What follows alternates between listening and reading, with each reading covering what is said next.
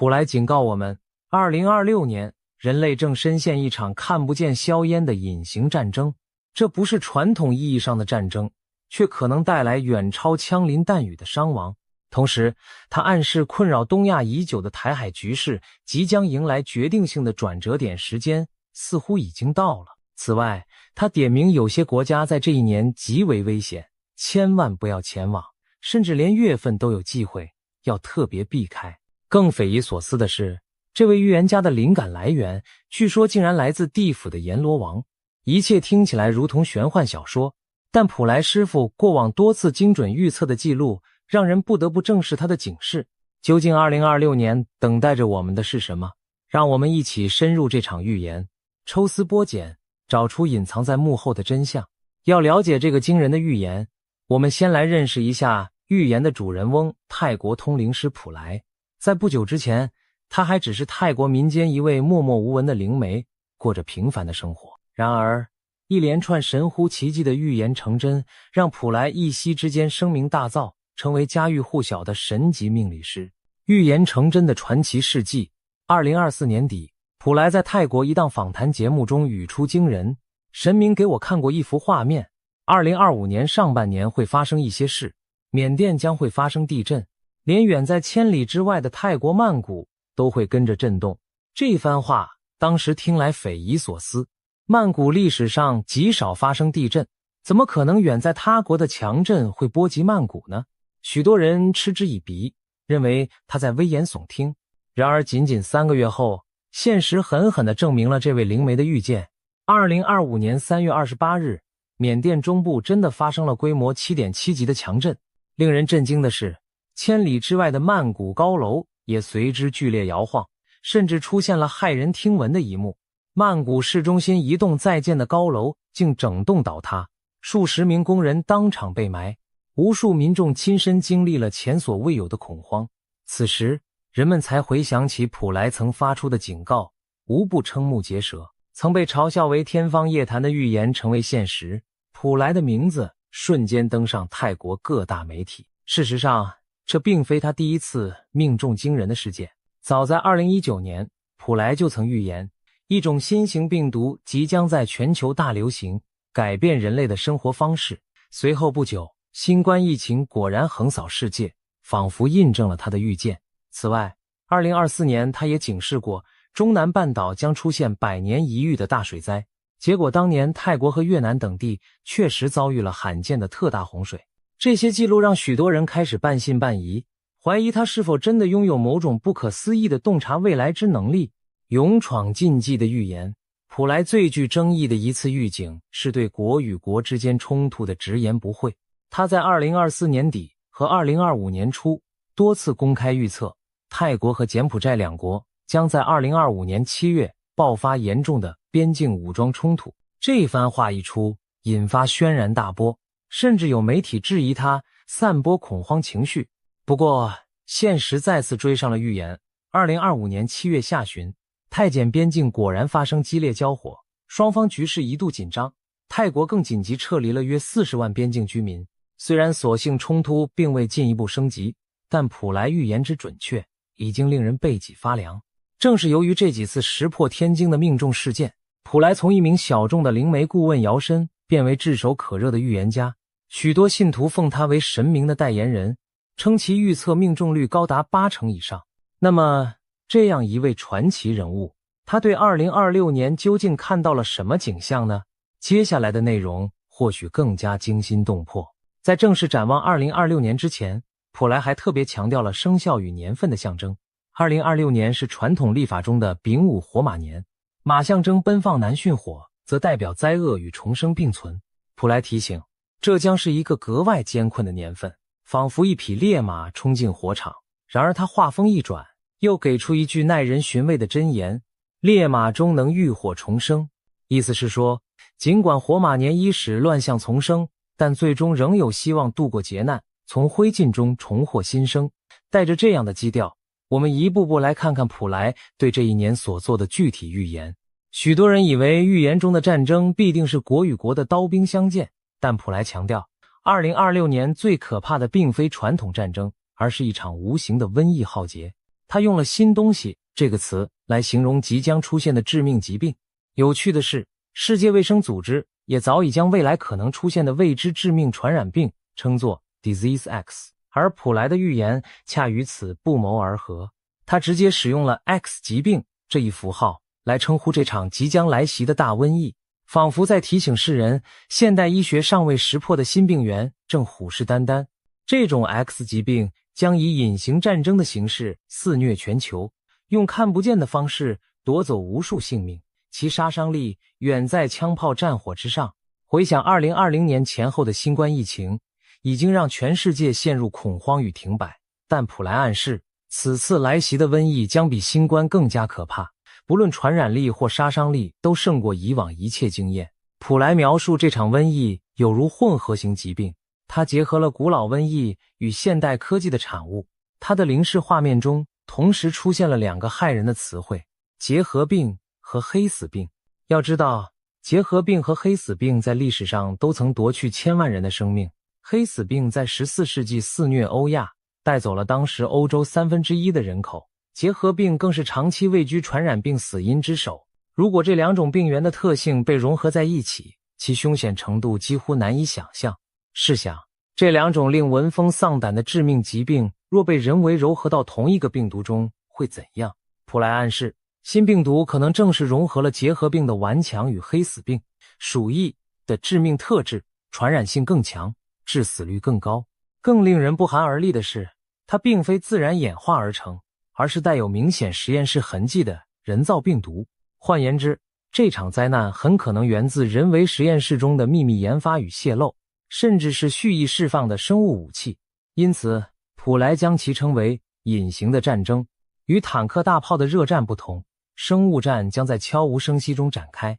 没有炮火硝烟，却在暗中令城市一座座沦陷。他预言这场全球瘟疫不会像电影里那样瞬间爆发，而是仿佛树叶飘落般分批夺命。这里一批人莫名其妙倒下，过一阵子那里又出现群聚感染，各地爆发的时间不完全同步，一波未平，一波又起，让人疲于奔命。部分国家甚至会出现病漂遍野，尸体多到令人麻木的凄绝景象。更诡异的是，在瘟疫暗潮汹涌的同时，许多患者的症状竟然让医生找不出原因。有人罹患严重肺炎，检查却找不到常见病原体；有人腹泻不止，常规药物毫无效用，仿佛有什么全新的病魔在蚕食人体。普莱指出，这正是隐形战争的征兆之一。那些难以解释的怪病，很可能是某种生物武器在局部小规模试验的结果。病毒被刻意投放于某些地区，短期内或许还看不到整座城市封锁的局面，但随着时间推进，社会上各种离奇疾病将愈发多见，而且防不胜防。那么这场灾难会从哪里开始呢？有人担心源头会不会就在泰国本土。对此，普莱明确表示，病毒不是源自泰国，而是从外面放进来的。他提醒泰国民众特别当心入境的外国旅客，因为病毒可能透过搭乘飞机入境的旅客扩散开来，甚至携带病毒的人自己也浑然不觉自己成了生化武器。更惊人的是，他暗示这种生物战的源头可能与俄罗斯附近的地区有关，这不禁让人联想起当前大国角力的某些战场，以及围绕生化武器的种种传闻。难道真有某股势力在暗中进行生物试验，把无辜的平民当作试验品？就在我们对这预言将信将疑之时，现实中已浮现不祥的苗头。2026年年初，中国突然报告 H3N2 亚型流感病例数急剧上升，北京等地医院人满为患。与此同时，印度南部爆发罕见的尼帕病毒疫情，致死率高达40%以上。各国开始绷紧神经，加强边境检疫措施，仿佛重回新冠阴影。这些病毒的踪迹提醒着世界要警惕新兴传染病的威胁，不禁让人怀疑，会不会正如普莱所说，真正恐怖的新东西已在暗中酝酿。如果他的预警属实，那么人类正走入一场没有硝烟的战争，而最可怕的敌人就隐藏在我们习以为常的呼吸与接触之中。讲完瘟疫，我们再来看传统意义上的战争预警。普莱直言，2026年仍然会出现人类的武装冲突，而且不止发生在一处。但他强调，比起瘟疫来，常规的战火反而不是最大威胁。这或许是在告诉我们，即便真有战事，其造成的伤害也远不及那场无形瘟疫。然而，战争的阴影依旧不可忽视。从普莱话语中透出的情报显示，有几股令人心惊的风暴正在酝酿。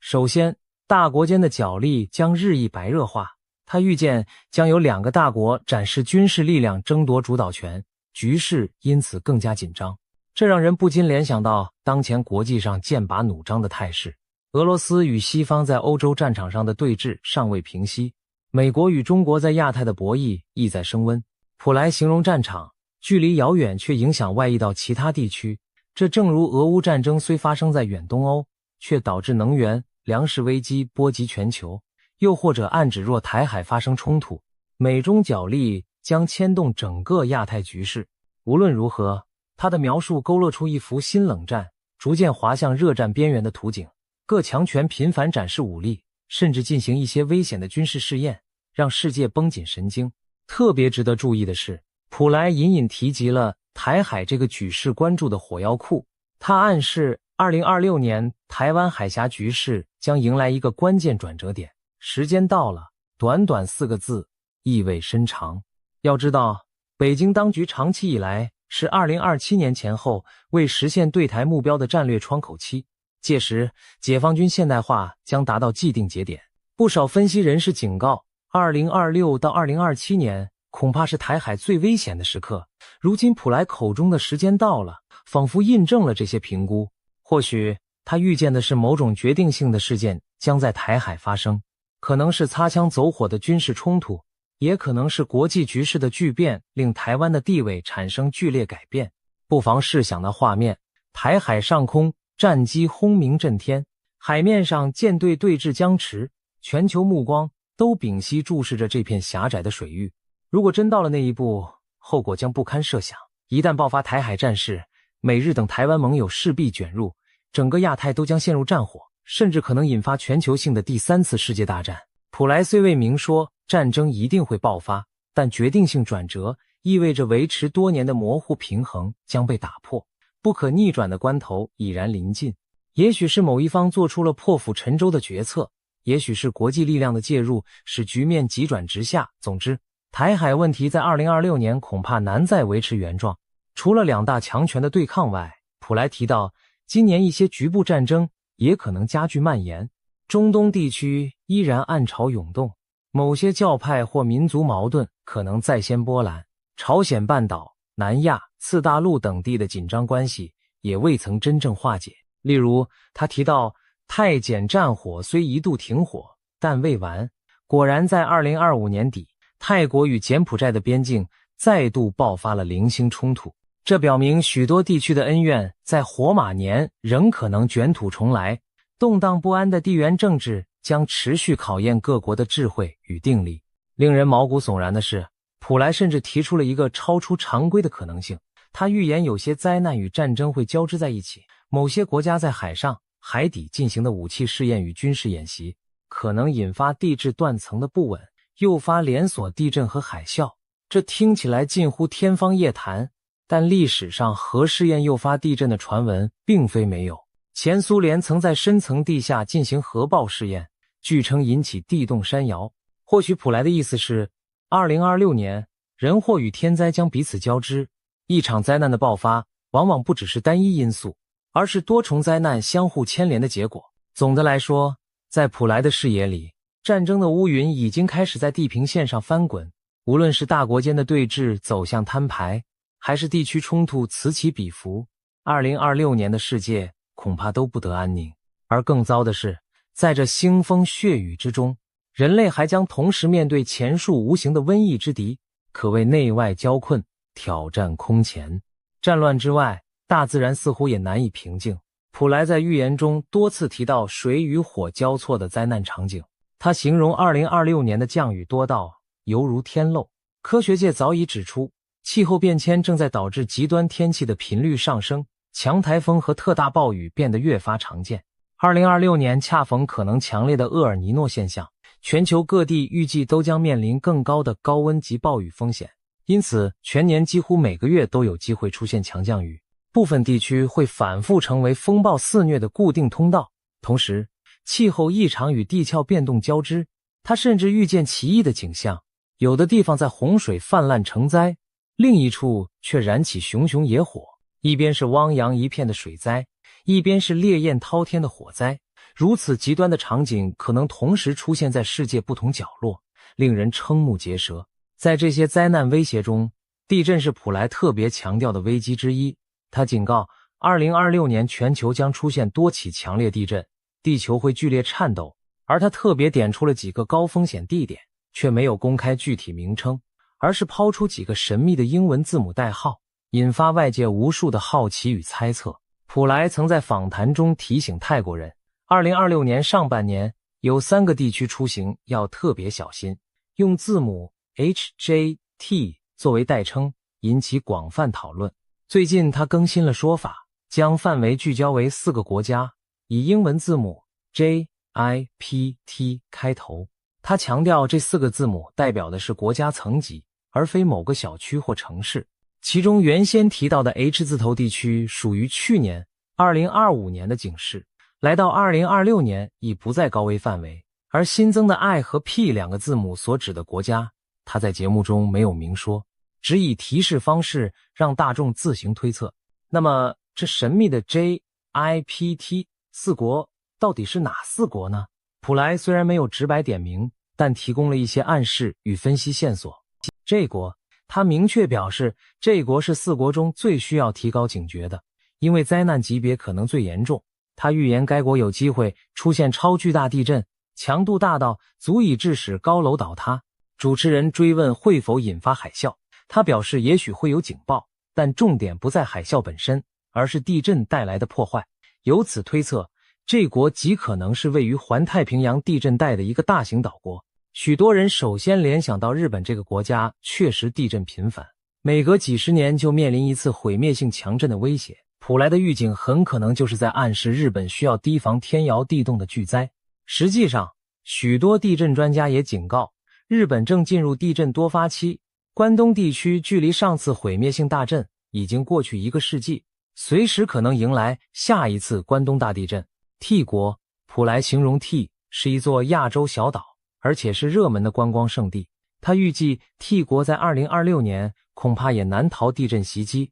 有可能发生规模6级以上的强震。这让许多人立刻联想到台湾。台湾确实是一个亚洲岛屿，以美食和风光吸引着各国游客，同时它也是地震多发区。台湾历史上也发生过震惊世界的大地震，例如1999年的921大地震。如果 T 国指的正是台湾，那么2026年当地很可能出现超过6级的强烈地震，实在不可掉以轻心。I 国与 P 国，对于 I 和 P 开头的国家，普莱始终保持模糊，没有提供额外线索，只是提醒这2国同样要提高警惕。公众只能据此各自猜测。有观点认为 I 国可能是印尼 Indonesia， 毕竟印尼位处火环带，火山地震频仍，也发生过引发印度洋大海啸的特大强震。P 国或许是菲律宾 Philippines， 同样位于环太平洋火山地震带且台风多发。也有人猜测 I 代表另一个人口大国印度 India， P 代表巴基斯坦 Pakistan 或秘鲁 Peru 等地。但无论实际所指为何，关键在于这提示我们2026年这几个字母开头的国家可能遭遇天灾的冲击，包括强震、火山爆发、重大水灾或与水有关的意外事故等。因此，凡是计划前往名称以 I 或 P 开头国家的旅客，不妨多留心，密切关注当地的灾害预警。当然，普莱再三强调，他并不是叫大家完全不要去这些地方，而是提醒若非去不可，也一定要特别小心，并且尽量避开高风险的时间。他指出2026年有几个最麻烦的月份，5月、6月和7月。这3个月是一年中大小灾难和意外最容易集中出现的阶段。如果可以选择，最好不要在这几个月安排重大旅行，尤其避免前往他点名的 JIPT 4国。相反，普莱也提到2026年整体运势最好的2个月份是3月和12月，无论办大事或出游都相对顺利平安。想旅行的话，不妨优先考虑这2个时段。除了上述这些宏观的预警，普莱甚至给出了非常具体的防灾建议，每个家庭最好预先准备一个逃生背囊，将重要的证件副本、必要的药品、现金和少量干粮放入背包，并把家中贵重文件、财物尽量存放在高处，减少遇到水灾或火灾时全数毁坏的风险。如果某地突然发生灾难需要撤离，这个背包就能让一家人在紧急逃生时多一份保障。可见，普莱的预言不仅仅是危言耸听，他更着眼于帮助大众提前做好准备，把灾害可能造成的伤害降到最低。所谓凡事预则立，不预则废，听到警示后做好风险管理，总比毫无防备的面对天灾人祸要强得多。除了灾难与冲突，普莱对经济趋势也提出了引人深思的建议。他直言，在动荡的火马年里，所有虚拟投资都要更加小心。从股市到加密货币，凡是脱离实体支撑的投机，都可能随着局势震荡而大起大落。他特别点名泰国股市，提醒投资者要有心理准备，迎接剧烈的市场波动。今年金融市场的风浪也许比往年更加凶险难测。相较之下，普莱认为黄金将是乱世中最可靠的避风港。他表示，土地投资已不再安全，唯一最好的投资就是黄金。他强烈建议人们开始购买实体黄金来保值，而不要把全部身家压在房地产或纸上富贵上。土地和房产在过去或许是稳健的投资，但他强调，如今这些资产不再稳如泰山，未来可能面临贬值或套现困难。黄金则不同，自古以来，黄金就是动乱时期最硬的通货。在他的建议中，购买黄金也有策略，不要一次买一大块，而要把黄金拆分成小单位，分批少量递入开始储备。这样一来，万一遇到大事件需要交易变现时，小份额的黄金更容易换现，不至于出现你拿着一大块金砖却找不到买家的窘境。这番论述乍听有些保守夸张，毕竟现代人习惯了银行的数字和不动产的凭证。然而回顾历史，每当战乱或经济崩溃来袭，黄金往往成为最后的保障。普莱的建议或许正基于这样的远见，与其深陷虚拟泡沫随波沉浮，不如预先握有几两真金，为可能到来的风暴做好准备。至于科技领域，普莱没有明确谈及人工智能或其他新兴技术在2026年的发展，但从他强调虚拟与实体的态度，可以读出一种对科技过度依赖的隐忧。或许在他看来，人类越沉迷于虚拟世界和虚幻财富，就越可能在现实考验面前措手不及。唯有脚踏实地，重视真实的需求与资源，我们才能真正应对未知的挑战。有趣的是，普莱在节目中还谈到了外星人的话题。面对主持人的提问，他表现得异常谨慎。普莱透露，外星智慧生命其实早已在暗中观察甚至涉足地球，但他们不会随意与普通人沟通，也不是我们想联络就能联络得上的。他郑重警告，千万不要主动向未知的外星文明发送过多关于人类的信息，因为那等同于暴露我们自身的弱点。一旦让对方掌握了我们的详细情况，后果将难以预料。普莱建议，人类应当将外星人视作另一个国家来看待我们，目前尚无法进入他们的领域，但他们却可以随时来到地球而毫无障碍。换句话说，相较之下，人类处于相当被动的局面，我们对他们所知甚少，而他们对我们了如指掌。我们越是轻率暴露自己，越可能陷入危险。当被问及外星人是否已经混入人类社会时，普莱给出肯定的回答。他指出，在现代社会中，一些极年轻却才华横溢、能力超群的天才人物可能并非完全属于人类。他举例说，泰国近年来涌现不少20多岁便功成名就的青年企业家和科技奇才，他们的思维模式和事业版图超前的令人啧舌。普莱暗示，这其中有些可能正是伪装成人类的外星人，他们以外国投资者或高科技创业家的身份潜入商业领域，其事业发展规划远远走在时代前沿。巧合的是，远在欧洲的传奇预言家盲眼龙婆巴巴万家也曾预言，2026年人类将在11月与外星文明发生一次接触。这与普莱的说法不谋而合之处在于，都指出外星力量正悄然逼近人类的生活。这番关于外星势力的言论不禁让人联想起许多科幻小说的桥段。先进的外星文明派遣精英潜伏地球，引导或干扰人类的发展进程。尽管目前缺乏实证支持，但普莱的提醒发人深省。他等于在暗示，人类社会当下的变局背后，也许潜藏着第三方势力的介入。我们不仅要关注地球上的政经动荡，还得留意是否存在更高智慧在暗处影响着棋局的走向。当然，对于外星生命，普莱并未预言明确的灾祸或恩惠，只是给出了忠告，不要轻视，也不要贸然招惹。我们看到这位敢与死神对话的女预言家，对外星未知力量依然保持着12分的敬畏和谨慎。我们或许可以将此视作一种提醒，在广袤的宇宙中，人类并非孤军奋战，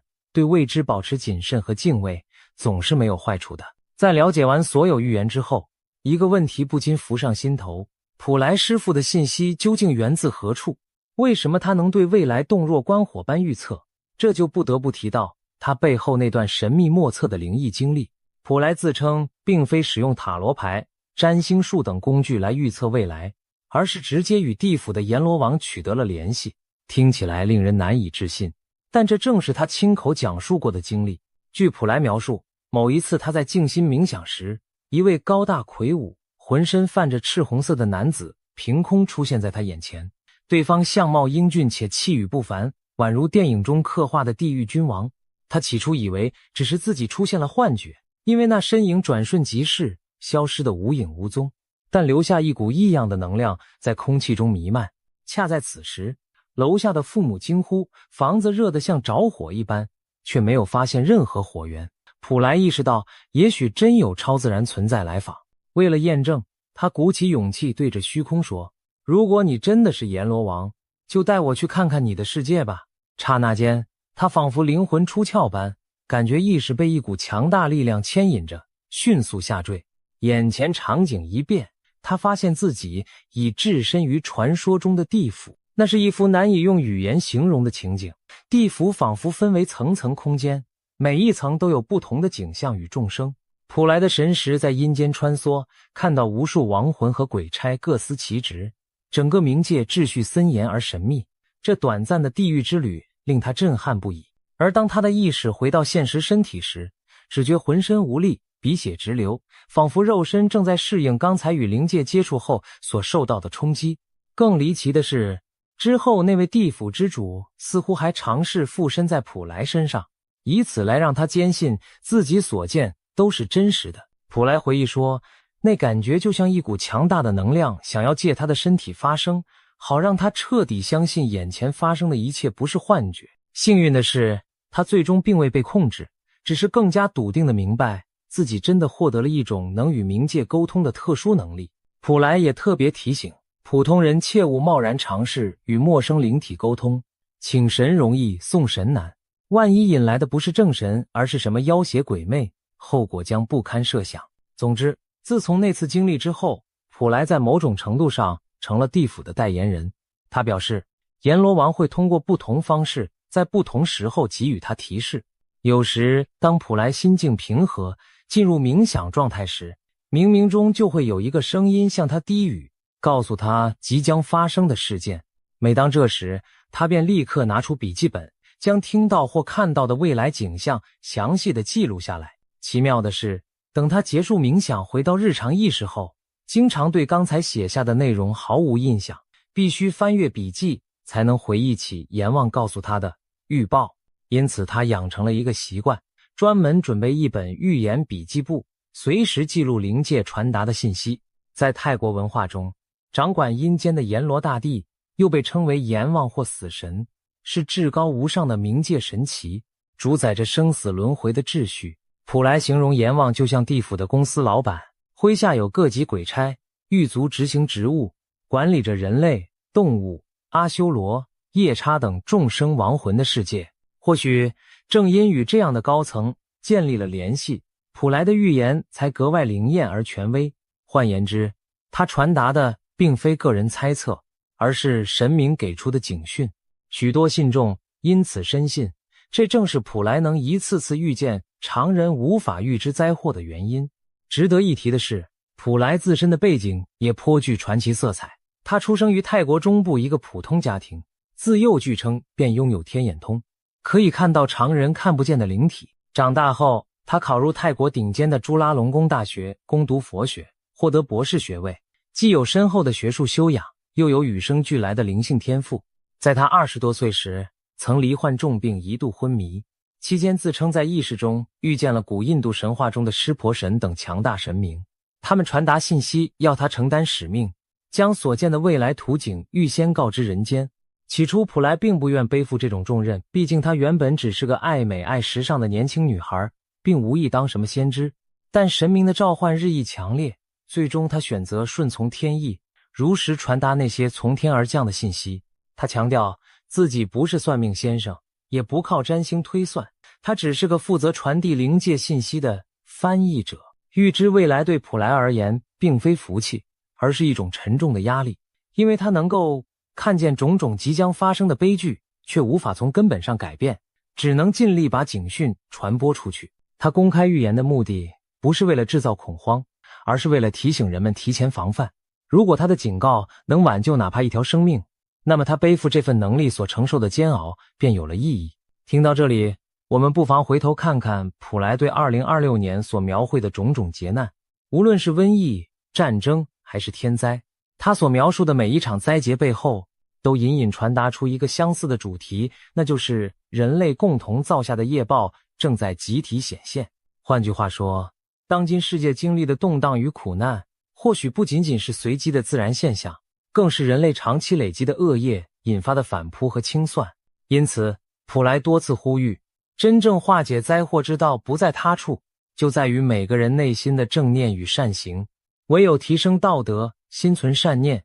敬畏天地，团结互助，才能减轻这种共业所带来的苦果。否则，就算侥幸躲过一时的灾难，长远来看，仍会有更大的考验等待着我们。纵观普莱师傅对2026年的整体预言，我们仿佛看到一匹烈火中的奔马，虽然惊惶狂奔，却也有浴火重生的机会。回顾上一个丙午，火马年1966年，世界经历了多场动荡，越南战争升级，文化大革命爆发，冷战角力达到高峰，仿佛火马出闸，四处奔腾。今年这一年，瘟疫如幽灵般侵袭，战争阴云逼近，自然灾害频仍，人类面临前所未有的多重挑战。然而，预言的意义并非让我们陷入恐惧与绝望，而是在黑暗降临之前，提前亮起警示的灯塔。普莱提醒我们要做好的不仅是物质上的准备，例如提早储备粮食、饮水，注意旅游安全等，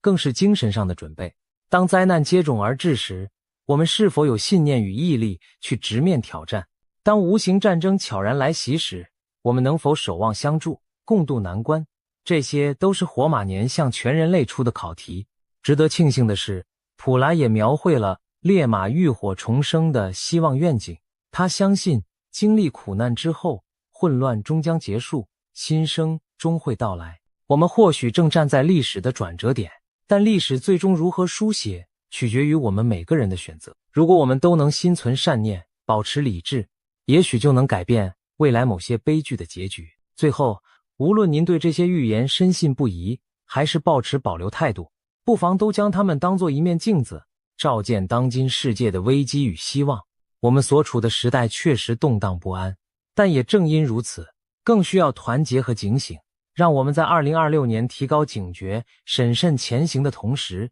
亦怀抱希望与正气，迎接暴风雨过后的新黎明。英国灵媒帕克最近预言中共政权即将解体，而台湾将继续维持独立地位。更令人瞠目的是，帕克提出了7大预言，不仅涉及中国的未来走向，还点明了中共领导人习近平。本期节目，我们将深入探讨帕克的这7项惊人预言，带大家看看其中的细节和背景。帕克是谁呢？他可不是泛泛之辈。这位英国预言家过去曾准确预测英国脱欧公投结果和美国川普当选总统等大事，在国际预言界小有名气。他自称具有通灵能力，能从所谓指导灵那里获取未来资讯。尽管他的某些预测也曾备受争议，但随着近年一系列事件的发展，他的言论再度引起关注。尤其是关于中国的最新预言，更让不少人眼前一亮，甚至有人称这是好消息，因为它预示着集权统治黑暗将结束的曙光。帕克最新发表的7大预言中，首当其冲的就是中共即将解体。他形容中共政权的崩溃将会是冰川式瓦解。什么是冰川式瓦解呢？大家可以想象高耸巨大的冰川在阳光下裂开的景象，一开始也许缓慢无声，内部却布满裂缝，最终会轰然倒塌。帕克暗示，中共的倒台不会像闪电般瞬间发生，而是经历一段逐渐加速、不可逆转的崩解过程。他预测这一过程已经开始，并且会在未来1-2年内进入临界点。最近这几年，中国内部种种迹象似乎也印证了他的看法：经济下行、房地产暴雷、地方债务危机、年轻人大规模失业、人口负增长等等，就像一道道裂缝正在龟裂扩大。帕克认为，2025年底到2026年初，中国经济和社会压力可能迎来临界爆发，届时地方政府财务破产、大规模银行挤兑、民生困苦引发的抗议浪潮都可能此起彼伏。他强调，这将引发中共统治根基的松动。冰川式意味着看似稳固的集权大厦其实已千疮百孔，只待最后时刻土崩瓦解。回顾历史，苏联的垮台也经历过经济困局和改革僵局的多年累积，中共如今遇到的内忧外患何其相似，一旦崩溃启动，就没有回头路。中共政权行将就木只是时间问题。那么什么时候会彻底瓦解呢？帕克没有给一个精确的日期，但透露了一个关键时间范围。他感应到这几年正是关键窗口期。有趣的是，帕克曾在5月份的一次谈话中提到，2026年是人类神性觉醒的最后窗口期。这样的说法仿佛暗示着2026年对中国和全世界都是命运转折之年。种种线索让人不禁联想，或许在未来2-3年内，中共政权将进入终局倒计时。帕克甚至用了倒计时这个词，强调变局不可避免。我们眼下所见的一切经济风暴、天灾疫病，可能都是风暴来临前的前奏。帕克的第2项重大预言直接点明了中共领导人习近平。他在预言中毫不避讳地指出，习近平自身恐怕难逃厄运。帕克声称，他从灵视中感受到习近平的健康正亮起红灯，一种严重的疾病缠上了这位中国最高领导人。有传言说习患有重病，帕克的说法与此不谋而合。他暗示习近平可能罹患某种颇为不妙的慢性绝症，甚至具体提及前列腺方面的问题。这讯息一出，令人震惊。如果习近平真有这样的隐疾，对中共政权无疑是一颗震撼弹。因为习近平过去10年来集权空前，整个中共体制早已绑在他一人身上。一旦这根支柱倒下，中共大厦的倒塌将更快更猛。帕克预言习近平撑不到2年，换句话说，2026年前后，习近平可能就会因病或者其他内外部压力而下台，失去对中国的掌控。如果真是如此，那将极大加速中共的灭亡进程。想想看，一个政权的掌舵人突然退出历史舞台，权力真空将引发何等动荡。帕克进一步预见，中共内部的权斗会因此白热化，各派势力争相角逐。在这过程中，共产党自身会被撕裂瓦解，甚至不排除出现政变或军中变故的可能。最近一段时间，北京政坛频频传出异动传闻，就连火箭军高层也经历大清洗。这些都被一些分析人士视为习近平权威削弱的迹象。帕克的预言无疑为这些猜测提供了更惊心动魄的注脚。习近平作为中共最后一任掌权者的命运，可能已经走到转折点。除了国内的经济社会危机和最高层的健康疑云，帕克还预见了中国社会将陷入一场全面的动荡。他的第3项预言指出，香港很快将再次爆发大规模抗争。香港在2019年经历反送中运动后被当局强力镇压，看似噤若寒蝉。然而帕克看到，香港这颗东方明珠的火种并未熄灭，反而在暗处蓄势待发。最近，香港发生了一场举世震惊的世纪大火，新界大埔鸿福苑住宅区发生特大火灾，几栋高楼熊熊燃烧，酿成100余人罹难的悲剧。这场5级大火造成香港数十年来最惨重的伤亡，引发了市民对政府监管失职的强烈愤怒。巧的是，帕克早在2年前就曾看见香港有高楼起火的画面，并指出这背后涉及政治因素。如今预言竟然应验，更增添了他预测的可信度。帕克认为，香港的这场劫难和民怨可能成为引爆未来抗争的导火索。他预警说，今年年底前，香港局势就会有大变化，甚至用了个隐喻：我看到圣诞灯饰在坠落，听上去诡谲难解。但帕克解释，这象征节庆欢乐不再，取而代之的是混乱与怒火。或许是香港街头圣诞灯饰被抗议者拉倒，又或许暗指节日期间社会发生骚乱。总之，香港的怒吼将再度响起。更大胆的是，帕克断言香港将成为最早脱离中共统治的地区。他仿佛看见未来某个时刻，香港人重新站上街头争取自由，并最终摆脱北京的枷锁。当然，中共不会坐以待毙。帕克预见当局会祭出极其残暴的手段镇压香港的起义，但这种血腥打压只会招致更强烈的国际谴责和中国内部反弹，等于在全球聚光灯下自我揭露其残暴本性。历史告诉我们，一个政权到了靠高压维系统治的地步，它的末日也就不远了。帕克的香港预言正与此相呼应，香港将在黑暗中燃起希望之火，照亮中共统治走向终结的前路。帕克的第4项预言，对所有关注台海局势的人而言，绝对是重大利好消息。他明确预言，台湾未来依然会是独立的，中共武力犯台的图谋将以失败告终。这番话无疑让近年来笼罩在战争阴影下的台湾人民看到了希望。我们知道，北京当局长期以来扬言不惜动用武力来实现对台湾的所谓统一，尤其习近平上台后，更是不断强调两岸统一不能一代一代拖下去。2022年俄罗斯入侵乌克兰后，国际上对中共可能攻台的担忧达到高峰。然而帕克在今年1月中旬的一次直播中，凭借他的灵视能力绘出一幅台海未来图景。中共虽然会对台湾采取军事行动，但注定无法征服台湾。他表示自己看到台湾周边有争议的小岛上刀光剑影，似乎发生了军事冲突。帕克推测，很可能是解放军试图夺取台湾外围某个离岛，或在台海爆发小规模交火。他同时提到一系列意外事件也许会成为战端导火索，例如军机对峙时发生擦撞，或者潜艇在海下相撞等等。他早前就警告过，解放军和美台军机军舰频繁的近距离对峙，迟早酿祸。如今他更坚信一次意外将引爆冲突。然而，帕克强调这场冲突的结果对台湾有利，新的台湾领导人会坚定守护主权，绝不退让，而民主盟友将纷纷伸出援手。值得一提的是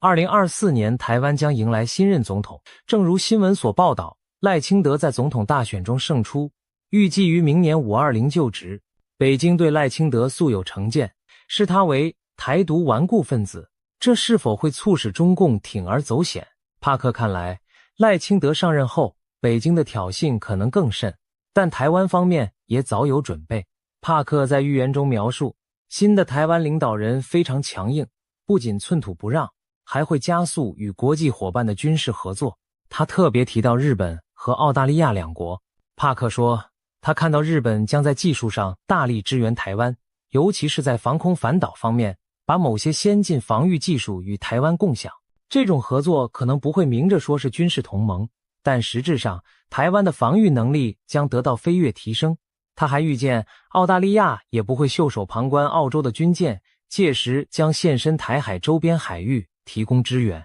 这番预言相当具体生动，仿佛未来的某一天，美日澳台联手的画面已经浮现在他眼前。回头想想，澳洲近年来对台海安全的关切确实与日俱增。澳洲战略界有人早就敲响警钟，认为战争可能比想象中更近，呼吁提升3年内开战的应对能力。澳洲也与美英组建了奥克斯联盟，准备打造核潜舰。同时，日本也通过了新安保战略，明确表示台湾有事即日本有事。民主国家空前团结的趋势，正好印证了帕克的预言。可以说，他的预测并非天马行空，而是捏合了现实中正在形成的脉络。结果是，中共若妄动武力，将面临区域联盟的合围反击。帕克斩钉截铁地表示，他看不到台湾被征服的未来，相反，种种迹象显示，台湾最终将越发强大自立，在国际上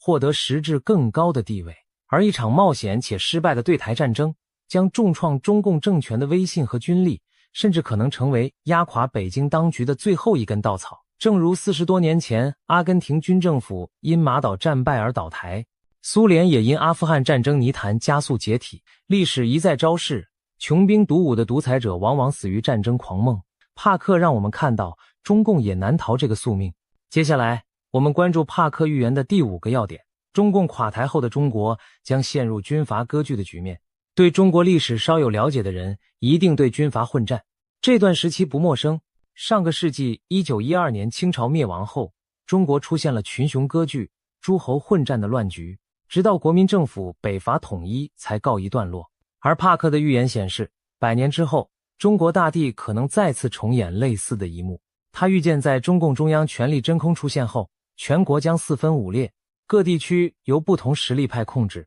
各自为政。用中国话说，就是天下大乱。这似乎与我们传统印象中当代中国高度中央集权的样子相去甚远。但让我们设想一下，如果哪天中共中央无法有效行使权威，地方会是什么情形？其实近年来，地方势力和中央离心的苗头不断增长。经济好的省份怨中央财政汲取太多，经济差的省份则自顾不暇。甚至有消息传出，在中南海权力斗争白热化之际，各军区的将领并非铁板一块，有些人对最高领导并不完全买账。如果习近平突然退出政治舞台，不排除某些握有兵权的高官拥兵自重，割地称雄。帕克提到，中国会出现军阀割据的局面，无疑是这种可能性的写照。一些沿海富庶地区也许会趁机追求更大自治，甚至有人猜测广东、上海这些地方本就对中央某些政策阳奉阴违。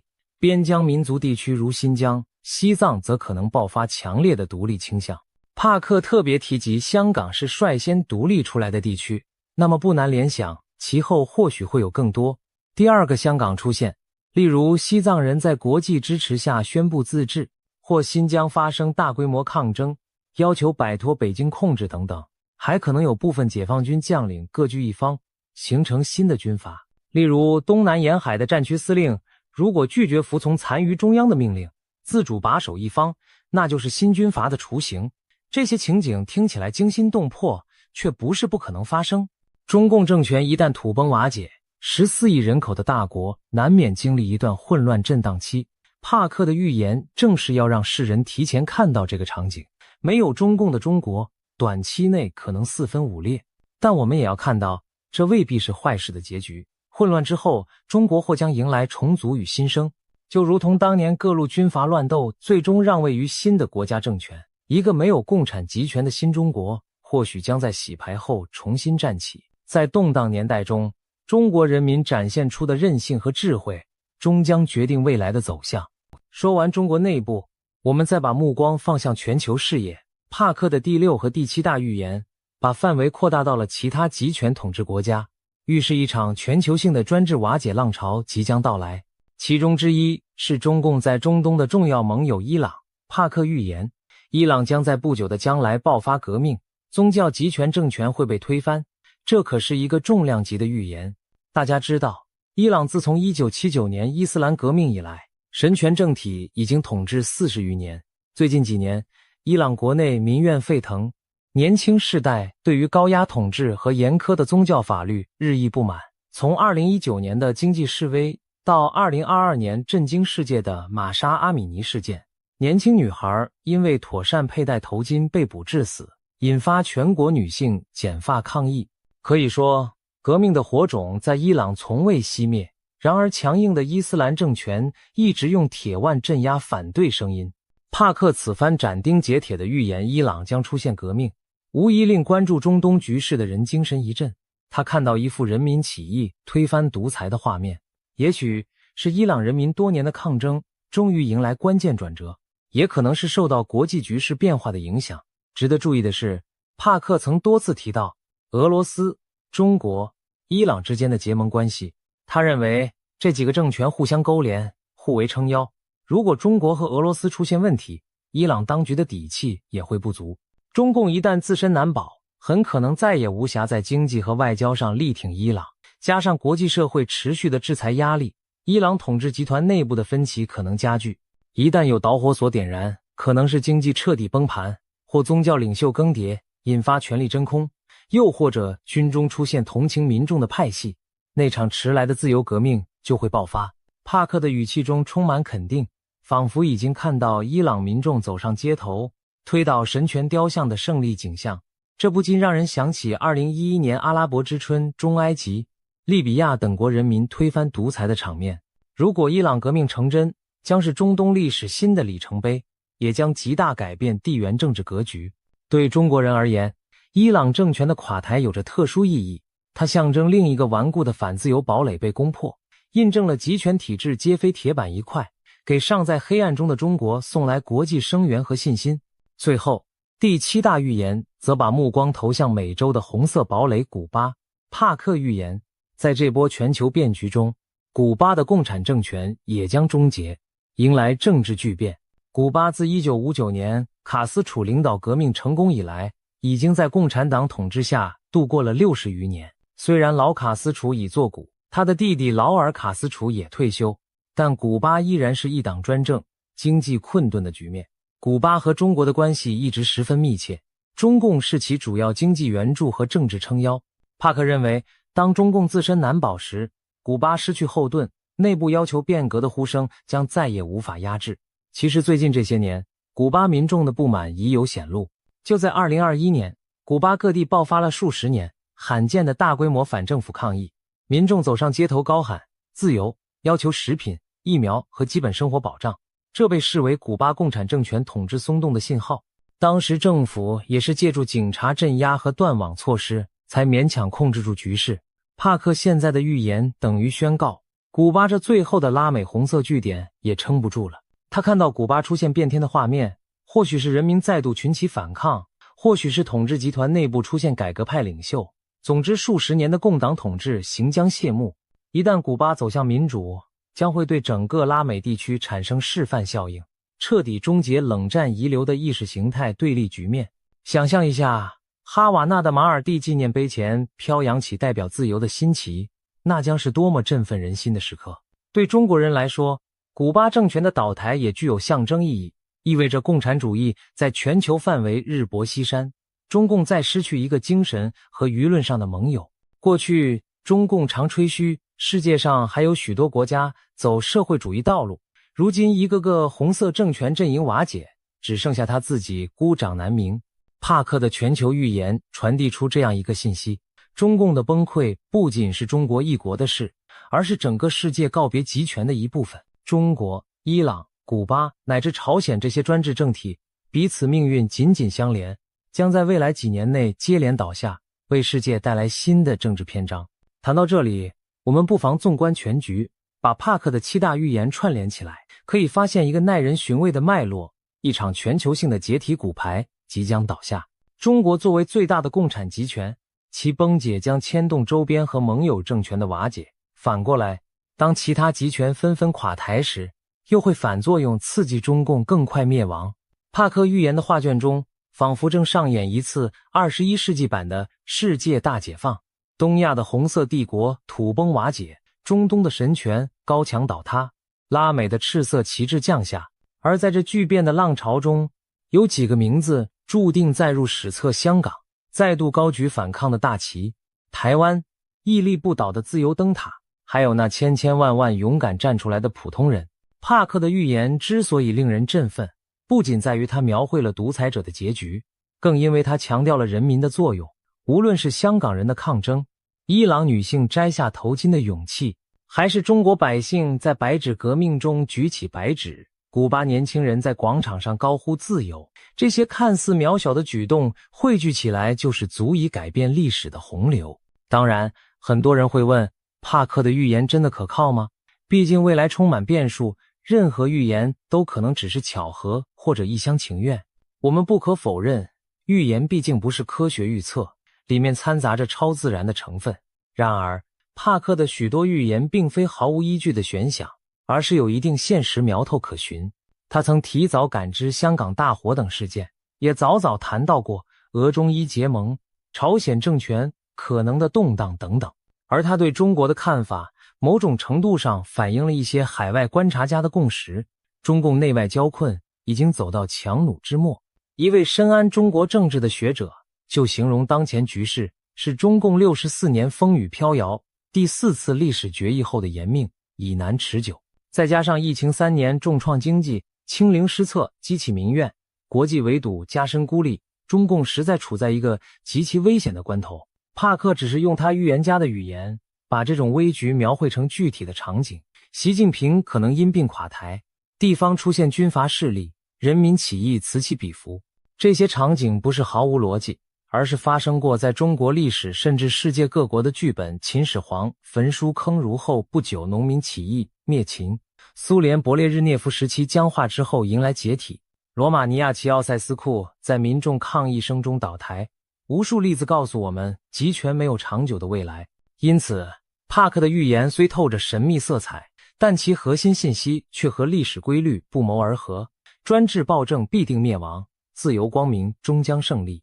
更耐人寻味的是，帕克在预言末尾发出的一个呼吁：人类必须超越恐惧，唤醒内心与生俱来的善与信仰，来共同对抗那盘踞世间的邪恶力量。他甚至明确指出，中共不仅是一个政治集团，更像是一种邪灵，它败坏着人的道德和精神。如果任由这股邪恶继续扩张，人类文明将被毁灭殆尽。这番话听起来近乎宗教宣言，但也点出了中共统治另一个常被忽视的层面：他对传统价值观和人性善念的侵蚀。从破坏传统文化、打压信仰群体，到鼓吹无神论、物质主义，中共在过去几十年可谓用心险恶地改造了中国人的精神世界。帕克将其上升到邪灵毁灭人类的高度，提醒世人，这不仅是一场政治斗争，更是一场善恶较量。他相信2026年是人类觉醒自救的最后窗口，希望更多人看清中共本质，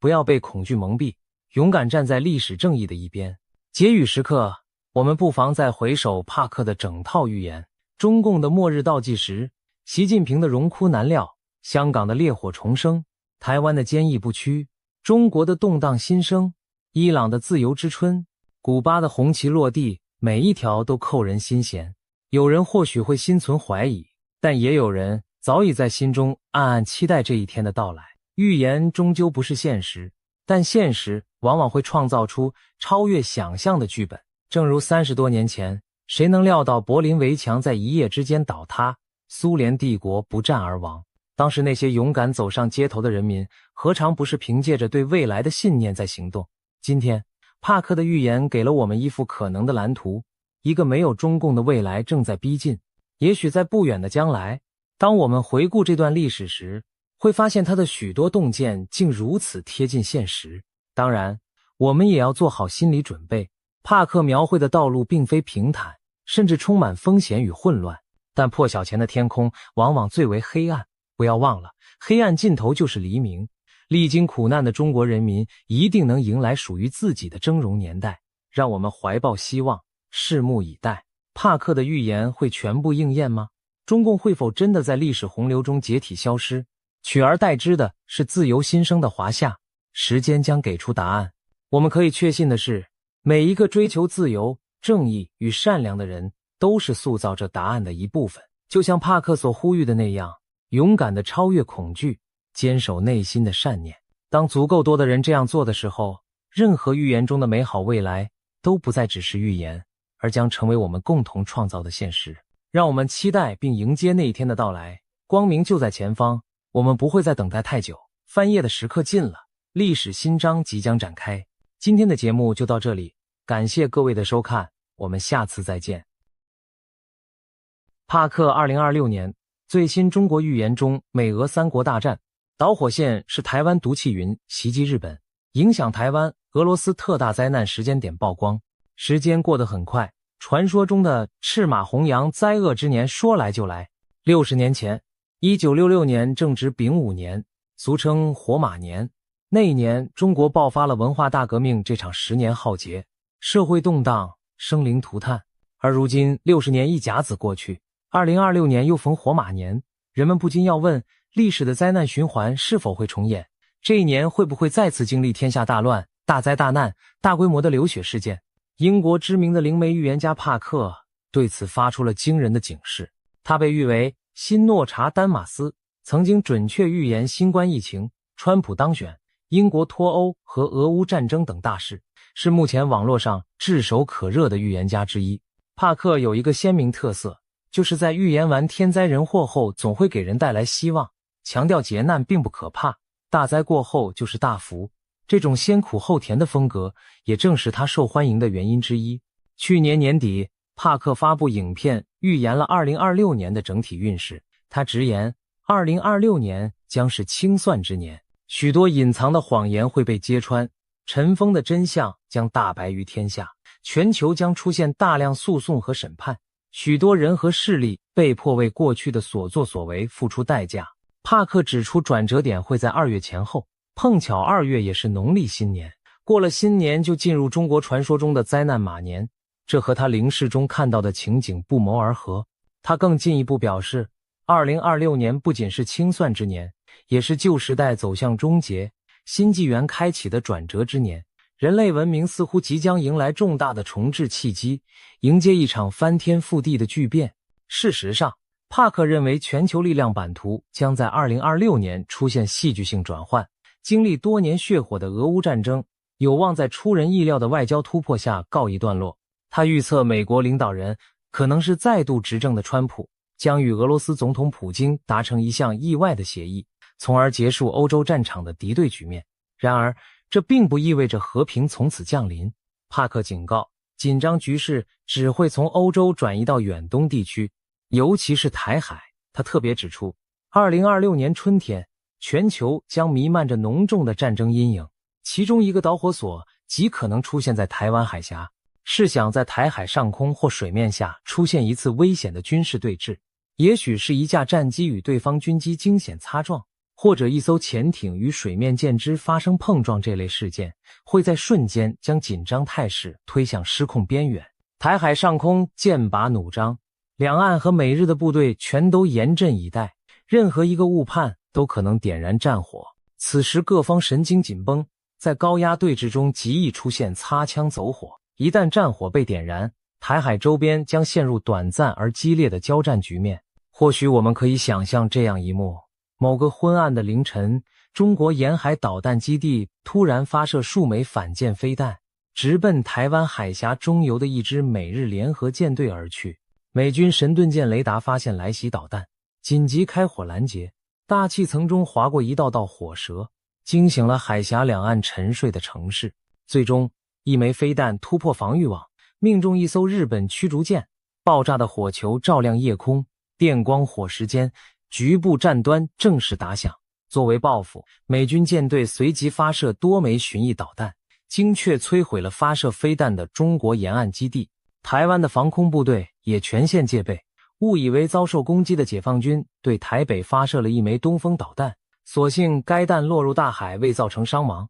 但台湾空军随即紧急升空，进入战备巡航状态，整个台海陷入一片弹雨与火光之中。短短几天内，中国人民解放军在东南沿海频频出击，试图对台实施局部封锁，并攻占靠近大陆的台湾外岛。然而美日联军以压倒性制空与制海权进行反制，数次挫败了解放军的登岛企图。在此过程中，中国海军一艘先进驱逐舰被鱼雷击沉，空军也损失了多架战机。尽管北京当局未对美本土宣战，但东亚的有限战争已造成重大伤亡和震撼，全球金融市场闻讯暴跌，难民潮开始酝酿，整个世界都屏息关注着远东局势的发展。帕克预言这起突发事件将如同火星掉进火药桶，不仅引爆台海之间的武装冲突，还会将周边强国卷入其中。日本作为邻近大国，势必被迫介入战事，美国也很可能迅速动员协防台湾。短时间内，美中俄日四国全被牵动，形成一次新的四国大战。帕克强调，美中俄三方的对峙其实早已在暗中酝酿多时，如今终于因台海的火花被引燃。中国和俄罗斯将加紧构筑对抗美日的军事同盟，东亚上空重新出现冷战式阵营对立的局面。那么，这场由台湾问题引发的冲突会不会演变成世界大战？帕克认为，战局虽凶险，但可能以一种间接战争的形式发生，而非超级大国直接正面核对抗。所谓间接战争，就是透过代理人之战或局部交火来较量，各强国避免直接对彼此本土动武。然而，即使是局部的代理冲突，其规模和影响也将前所未有。帕克提到了印度占星推算的一个关键时刻，3月25日前后，太阳与土星相合，将成为重大冲突的触发点。在那个时间窗口，大帝国的领导人可能威胁并挟持较小国家的元首，甚至发生斩首式的暗杀行动。帕克过去曾准确预见伊朗政局将迎来巨变，他预测在2026年3月中下旬，或许会出现针对伊朗最高领袖的定点清除攻击，不是全面战争，而是一次精心策划的斩首行动。如果这预言成真，中东局势将随之剧烈震荡，伊朗政权可能崩塌并爆发革命。同一时期，在亚太方向，台海危机也会达到顶点，稍有不慎就会引发美中日俄间接交火，一时间全球多个火药桶被同时点燃，中东的火药库也开始爆炸。伊朗领袖一旦遇刺，当局强硬派与民众爆发激烈冲突，整个中东地区陷入动荡。以色列与伊朗代理人武装摩拳擦掌，战火一触即发。朝鲜半岛上空也阴云密布，北韩趁机试射导弹挑衅，韩国和驻韩美军迅速进入戒备状态。南亚方面，印度和巴基斯坦因边境摩擦剑拔弩张，甚至中国西部边境也出现军队集结的异动，连远在南美洲的委内瑞拉反政府势力都趁势掀起推翻独裁者的浪潮。世界磅礴整体滑向战乱的深渊，战争的烈火一旦烧向东亚，最大的震撼将落在中国自身。帕克预言，中共政权会在这场冲突中遭受致命重创，进而走向不可逆转的崩溃。可以设想，台海战端一开，中国即使没有与美日发生核战，也将遭到前所未有的制裁与封锁，经济陷入绝境。中国经济本就隐患严重，一旦再被战火拖累，更是雪上加霜。帕克形容中国的垮台过程犹如冰川式瓦解，表面上庞大坚硬，实则内部早已布满裂缝。在外部打击和内部崩解的双重作用下，终将一块块碎裂倾颓。他预言中国的经济体系将在战争和制裁夹击下迅速崩盘，出现通货膨胀失控、供应链断裂、大批企业倒闭、金融市场冻结等连锁反应，甚至政府可能陷入财政瘫痪，无力支付公务员和军队薪饷。随着局势恶化，政治高层内部矛盾也会激化。帕克透露，2026年中国还可能发生重大基础设施灾难，成为压垮政权的最后一根稻草。这场灾难也许是一列高速列车的特大事故，或者更可怕的是与长江三峡大坝相关的严重事件。试想，若三峡大坝出现险情，其影响将涉及数千万人口的安危，对政权造成毁灭性打击。内忧外患交织之下，帕克预见中国最高领导层将发生剧烈动荡，可能有高层人物神秘失踪或遭清洗，甚至习近平的健康都会急剧恶化并最终退位。种种迹象显示，中南海权力核心正在土崩瓦解。帕克预言习近平将被迫下台，或因健康问题，或因党内逼宫。随着最高统治者倒台，中共体制失去主心骨，全国各地陷入群龙无首的混乱状态。此时的中国内部局势陷入失控边缘。北京市民惊恐地发现，政府部门已无人维持基本秩序，银行挤兑风潮四起，超市货架被一扫而空，街道上时有绝望的民众集结抗议。武警和军队奉命镇压，却也有部分官兵同情百姓而放下武器。多年的高压统治在顷刻间土崩瓦解，民众再也不畏惧，手无寸铁地走上街头，高喊要自由要食物的口号。一些偏远省份的官员干脆与北京断绝联系，开始自行治理当地事务。新疆和西藏地区的地方领导人宣布自治，赶走中共党官。当地民众在清真寺和寺庙的聚集中庆祝获得自由。东南沿海的广东、福建等经济大省则迅速组成临时联盟，自行维持社会秩序，并与国际社会接触。他们公开表示欢迎民主选举和外资进入，庞佛一夜之间从独裁统治下解脱出来。驻扎在各地的解放军部队陷入群龙无首的困境，有的选择向民众妥协，有的则变成盘踞一方的地方武装。各路军阀雏形开始浮现，让人仿佛回到了100年前的军阀混战时代。世界各国对中国局势巨变既震惊又担忧，邻近的俄罗斯和印度匆忙在边境增派军队，防止难民涌入。同时，美国、日本等国迅速派遣特遣队潜入中国境内，试图确保中国的核武库和生化武器不落入恐怖分子或极端势力之手。一时间，中国领土内各种势力错综复杂，有志于民主改革的临时政府，割据一方的军事势力，图谋不轨的残余共党强硬派，以及躲在暗处蠢蠢欲动的恐怖组织，都在这片广袤土地上角力。中华大地经历着近代以来最剧烈的动荡和转型，最终的结果是中国出现四分五裂的局面。帕克描绘了一个令人难以置信的未来，一个统一了70多年的大国，竟在内外交困中解体成许多彼此独立的小国家。这些新生的政权将各寻出路，有些地区可能引入民主制度，形成如同欧盟那样的邦联体系，国界将趋于开放，人们可以自由旅行和经商，过去高压封闭的威权秩序不复存在。当然，这样的转变不可能在一夜之间完成，但帕克相信2026年将种下中国未来分裂和重生的种子。可以想见，届时中国国内可能陷入无政府的割据状态。新疆、西藏等边疆少数民族地区趁机要求自治独立，广东、上海等沿海附属省份成立自治政府，各路军方派系拥兵自重，华帝称雄，昔日中央集权瞬间土崩瓦解，民间长期遭压抑的自由呼声也会在乱局中高涨，公民社会的力量开始重新塑造国家的未来。有趣的是，这一幕似乎也印证了许多中国传统寓言对末代洪朝瓦解的描述，红旗落地，四海分疆。如今帕克眼中的画面与传说相符，令人不寒而栗的同时，也给人一丝新时代降临的曙光。然而，中共的倒台并不意味着世界就此太平。帕克警告，全球的紧张与混乱不会因中国政权更迭而立刻消解，恰恰相反，接下来数年，世界可能依然动荡，各种危机此起彼伏，人类庞佛走到了文明崩溃的边缘。在帕克的全景预测中，一幅更加广阔的乱世画卷正在展开。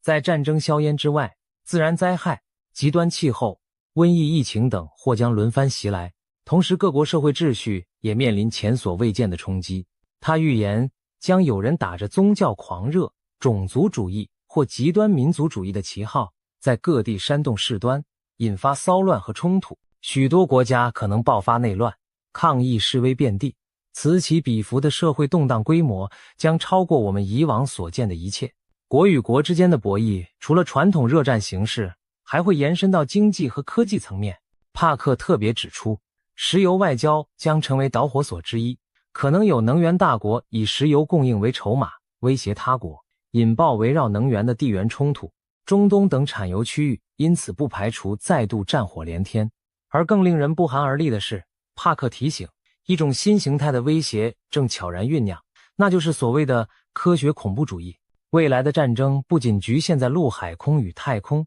还将渗透无形的网络空间和尖端科技领域。帕克预测，人类可能遭遇一场由人工智能主导的大规模网络攻击。试想，一群隐藏在暗网背后的黑客，操纵着自学进化的 AI 武器对全球发动网战，银行账户莫名归零，电力和交通系统瘫痪，大量机密数据被清除或窃取。一夜之间，现代文明对电脑和网络的依赖反而成了致命弱点。我们熟悉的日常生活霎时停摆，秩序陷入混乱。试想，在某个平凡的早晨，人们像往常一样准备上班，却惊恐地发现手机完全没有信号，网络连接中断，交通信号灯失灵，城市里一片混乱的车流堵塞，银行的 ATM 机器无法提供现金，超市的收银系统也因网络故障而瘫痪，购物者只能干瞪眼地看着货物却无法结账。更糟的是，当日傍晚，人们打开电视，却发现所有频道都无法播出新闻，取而代之的是一片雪花杂讯。到了夜里，整座城市陷入前所未有的黑暗，电网似乎遭到攻击，导致大规模停电。高楼大厦里的人们被困在电梯里，医院的供电全靠紧急发电机勉强维持。警方和消防部门的调度系统也纷纷出现故障，导致救援响应迟缓。街头开始有不法分子趁火打劫，砸碎商店橱窗进行偷窃，治安迅速恶化。城市上空盘旋的警用直升机因通信中断而无法及时获取资讯，只能盲目巡逻。在这短短的24小时内，现代都市骄傲的高科技系统庞佛倒退回了几十年前的水平，人们才惊觉自己是多么依赖那些看不见的网络与电力。在这场无形的战争中，每个普通人都成了受害者。这种场景并非耸人听闻的杜撰，而是很可能真实上演的未来一幕。这绝非耸人听闻。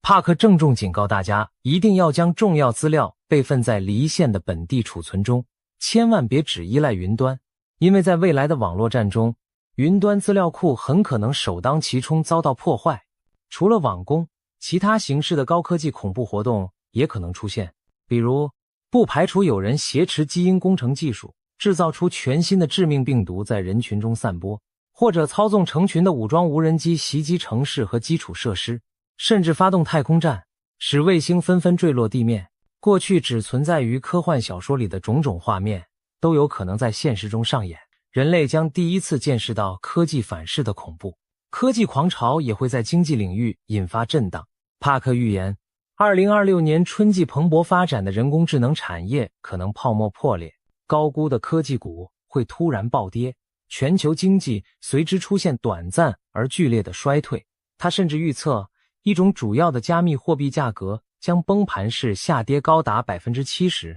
动摇投资人对整个虚拟货币市场的信心。硅谷等科技重镇或将掀起裁员潮，创投圈的繁荣神话瞬间熄火。虽然这场经济低迷可能是短暂的，但它将暴露全球金融体系深层的构造性缺陷，预示更大的重置在酝酿之中。社会方面，帕克也看到了经济压力和文化冲突引发的民众抗议浪潮。在一些西方国家，随着生活成本飙升和移民问题激化，可能出现大规模的示威骚乱，甚至引发宪政危机。就连英国这样老牌民主国家也难逃动荡。帕克认为英国将因金融动荡导致执政党内斗，政府垮台改选，同时多座城市爆发反移民骚乱和宗教极端对立。在欧洲其他地区，也许会冒出一位主张禁止某宗教的领袖人物，煽动文化冲突，紧张局势达到几十年来的最高点。或许我们可以想见这样的景象，在巴黎、伦敦等大城市，数以万计的示威者走上街头，抗议政府的无能和经济困境。抗议的人群举着标语，高喊口号，一开始还算和平，但随着极端分子混入队伍，场面开始失控。傍晚时分，有人点燃了停在路边的汽车以发泄怒火，火光和黑烟很快在街巷蔓延。防暴警察射出催泪瓦斯，试图驱散人群，却激起更强烈的反抗。一些蒙面年轻人开始向警察投掷石块和燃烧弹，商店的玻璃窗被砸碎，奢侈品被洗劫一空，整条香榭丽舍大道陷入混乱，警笛声与直升机的轰鸣声交织在夜空。与此同时，在另一边的广场上，宗教和族群之间的冲突也在上演。一群极右翼分子正在攻击一座清真寺，高喊排外的口号，而当地穆斯林社群则组成人墙，试图保护他们的礼拜场所。双方僵持不下，很快演变成肢体冲突，甚至流血事件。警方人手严重不足，只能眼睁睁看着多起冲突同时在城市各处爆发。这种种景象庞佛把社会撕裂成对立的阵营，让整个欧洲陷入几十年未见的紧张状态。至于美国，尽管帕克未详述，但从种种迹象看来，美国国内的政治极化与种族矛盾也可能在未来几年引发罕见的动荡。一场经济衰退和社会撕裂的夹击，足以让任何国家陷入混乱。由此展望，当战争、经济、社会三重危机交织，我们不禁要问，是否真有一只无形之手在将人类推向毁灭的边缘？好在黑暗中仍有亮光闪烁。帕克并非孤独地发出警告，他还特地请教了远在南亚的神秘智者们，寻求更多启示。他透露，自己还专门咨询了印度最神秘的预言家群体，也就是纳迪叶圣者的解读师们。这群有修为的印度圣者早已在为全人类祈祷，祈愿神明介入阻止灾难。他们的占卜预言与帕克的灵视高度吻合，旁佛不同来源却看到了相同的未来画面。这种纳迪叶预言术极为神秘，传说数千年前，古印度有18位圣者，用梵文在棕榈叶上记录下无数人的一生，其中每一片叶子都对应着未来某个寻找他之人的命运。纳迪叶解读师世代相传，保存着这些叶片，通过指纹将寻访者与命定的叶子匹配。他们会让来访者提供指纹，然后凭肉眼将其分类，比对特定的一捆叶片，再逐一念出叶子上记载的个人资讯以供核对。当叶片上连父母、配偶、名字等细节都对上时，那片叶子便被确认属于这位访客。接下来圣者预言将揭示此人的未来。帕克亲身体验过纳迪叶的神奇，因此对其深信不疑。他找到的那片叶子不仅准确写出了他母亲的小名，甚至预言他此生将以灵媒预言家的身份闻名于世。如今帕克也将纳迪叶预言用于研判世界大事。他惊讶地发现，印度圣者从棕榈叶中解读出的未来图景与他自己灵视中看到的几乎如出一辙。接下来我们将看看这些惊人的灾难预警以及潜藏在幕后的神秘线索。在帕克的预言中，有一幕格外离奇骇人，让人想起末日启示般的场景。一团巨大的毒气云笼罩着东亚天空，所过之处生灵俱灭。帕克表示，早在2015年他出版的著作《来自宇宙的讯息》中，就曾预言未来会出现这样一团致命的气体云，威胁到整个国家的生存，并让全球陷入惊恐。而如今，这项惊人的预言似乎正在逼近现实。他透过印度古老的棕榈叶预言，找到了一个神秘线索。印度流传千年的纳迪叶预言术记载了许多未来事件。帕克曾亲赴印度，找到属于自己的那片棕榈叶，结果令他震惊不已。叶子上竟然清楚地写着他母亲的本名艾塞尔，以及他自称的名字维基。这等隐私细节在网络上完全无从查询，却准确无误地刻在数千年前的叶片中。这番奇遇让帕克对纳迪叶的神奇深信不疑，他更加认真研读其中对全球未来的预示。在那些带着神秘色彩的叶片预言里，出现了一个古怪的地名亚马。由于这些预言写成的年代久远，无法直接对应现代国名，但帕克推测亚马指的正是日本古代的称号大和亚马头。这意味着一场致命的气体云灾难将发生在日本附近。帕克进一步解读认为，这团巨大的毒气云来源于日本周边海域的一座海底火山剧烈喷发，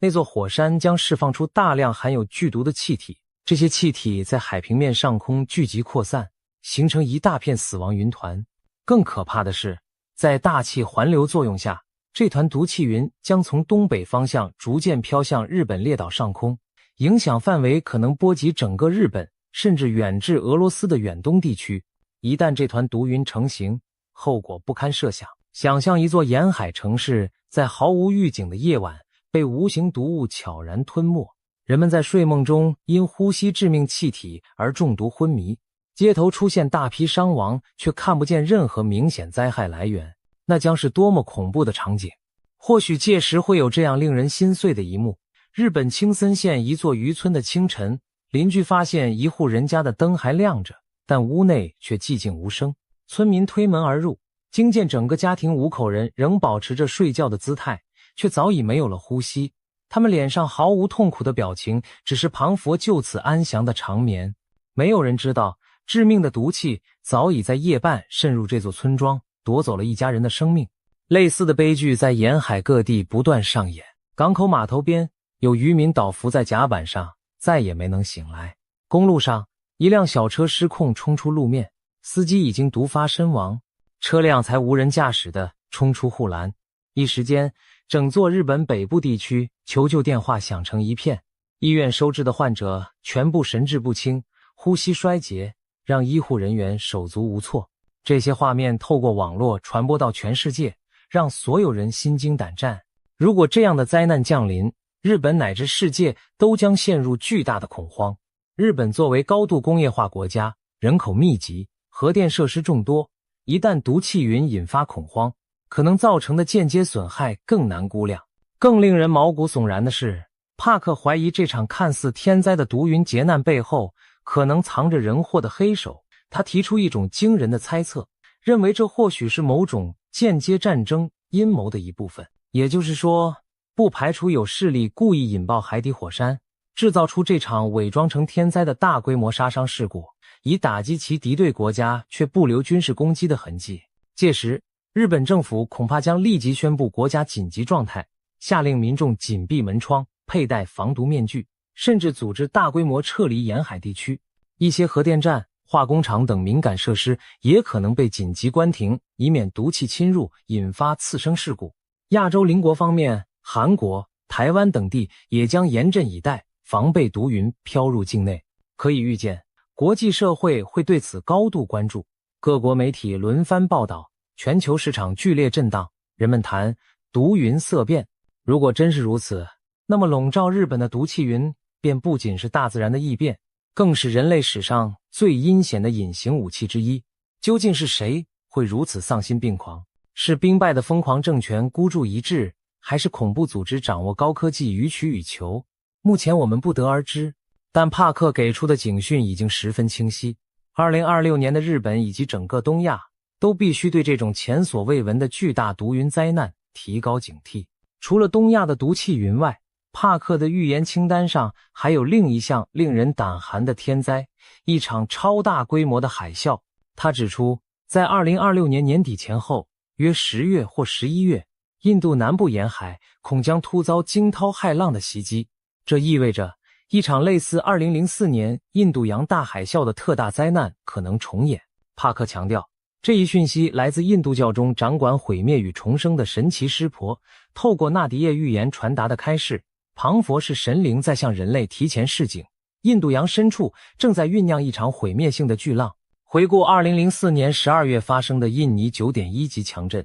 及其引发的海啸，短短数小时内夺走了超过25万条人命，波及印尼、泰国、斯里兰卡、印度等多国沿海，成为人类史上死亡人数最多的自然灾害之一。如果帕克的预言成真，2026年的印度洋恐怕将再掀滔天巨浪。帕克点出的南印度地区可能包括泰米尔纳德邦、喀拉拉邦一带，那里人口稠密，宗教圣地和旅游胜地众多。一旦海啸突袭，寺庙、渔村、城镇将瞬间化为泽国，生命财产损失无法估量。清晨时分，在印度洋沿岸某个渔村，小孩子们正光着脚在沙滩上玩耍。他们惊奇地发现，大海突然异常地退去了老远，海岸线露出许多五颜六色的珊瑚礁和鱼群。一些大人见状还兴奋地跑下去捡拾罕见的鱼虾。然而经验丰富的老渔民意识到了危险的信号，他大喊着让大家远离海滩，自己则奋力拉着孙子的手往高处跑。就在这时，远处海天交界处隐约出现了一道白线，并以极快的速度向岸边推进。巨浪正铺天盖地袭来，短短几分钟内，那道白线变成了一堵高达20-30米的水墙，夹带着雷鸣般的巨响撞上海岸。刚刚还在沙滩上的人们连尖叫声都来不及发出，便被巨浪吞噬卷走。整个村落顷刻间瓦解，房屋被洪流冲毁，树木连根拔起，渔船像玩具般被抛向内陆。待巨浪退去，原本站立着的村庄只剩下一片泥泞废墟，孤零零的残垣断壁和散落的生活用品诉说着刚刚发生的惨剧。类似的场景在南亚无数沿海地区上演，生者目睹着大自然可怖的威力，痛哭着寻找亲人的踪迹，整个世界为之震惊。或许在巨浪来临前，人们会看到一些异常征兆，例如海水罕见的迅速退去，海岸线裸露出平日看不到的海床，动物们变得狂躁不安，成群结队往高处迁移。然而即便如此，能及时逃离的人恐怕仍是少数。巨浪将以迅雷不及掩耳之势席卷而来，把岸边的一切卷入毁灭的漩涡。对于南亚来说，这将是一场前所未有的浩劫。值得庆幸的是，这些令人心惊的预言并不代表绝对的命运。帕克也为我们指出了时间上的警讯，以便人类提前做好准备。他示警，2026年4月15日至11月15日之间是极度危险的时期，全球处于天灾人祸的高峰期，其中尤其要留意8月12日的新月之夜。那天木星、太阳与月亮将汇聚在巨蟹座，形成特殊星象。在帕克看来，这是个必须严加防范的引爆点。或许就在那前后，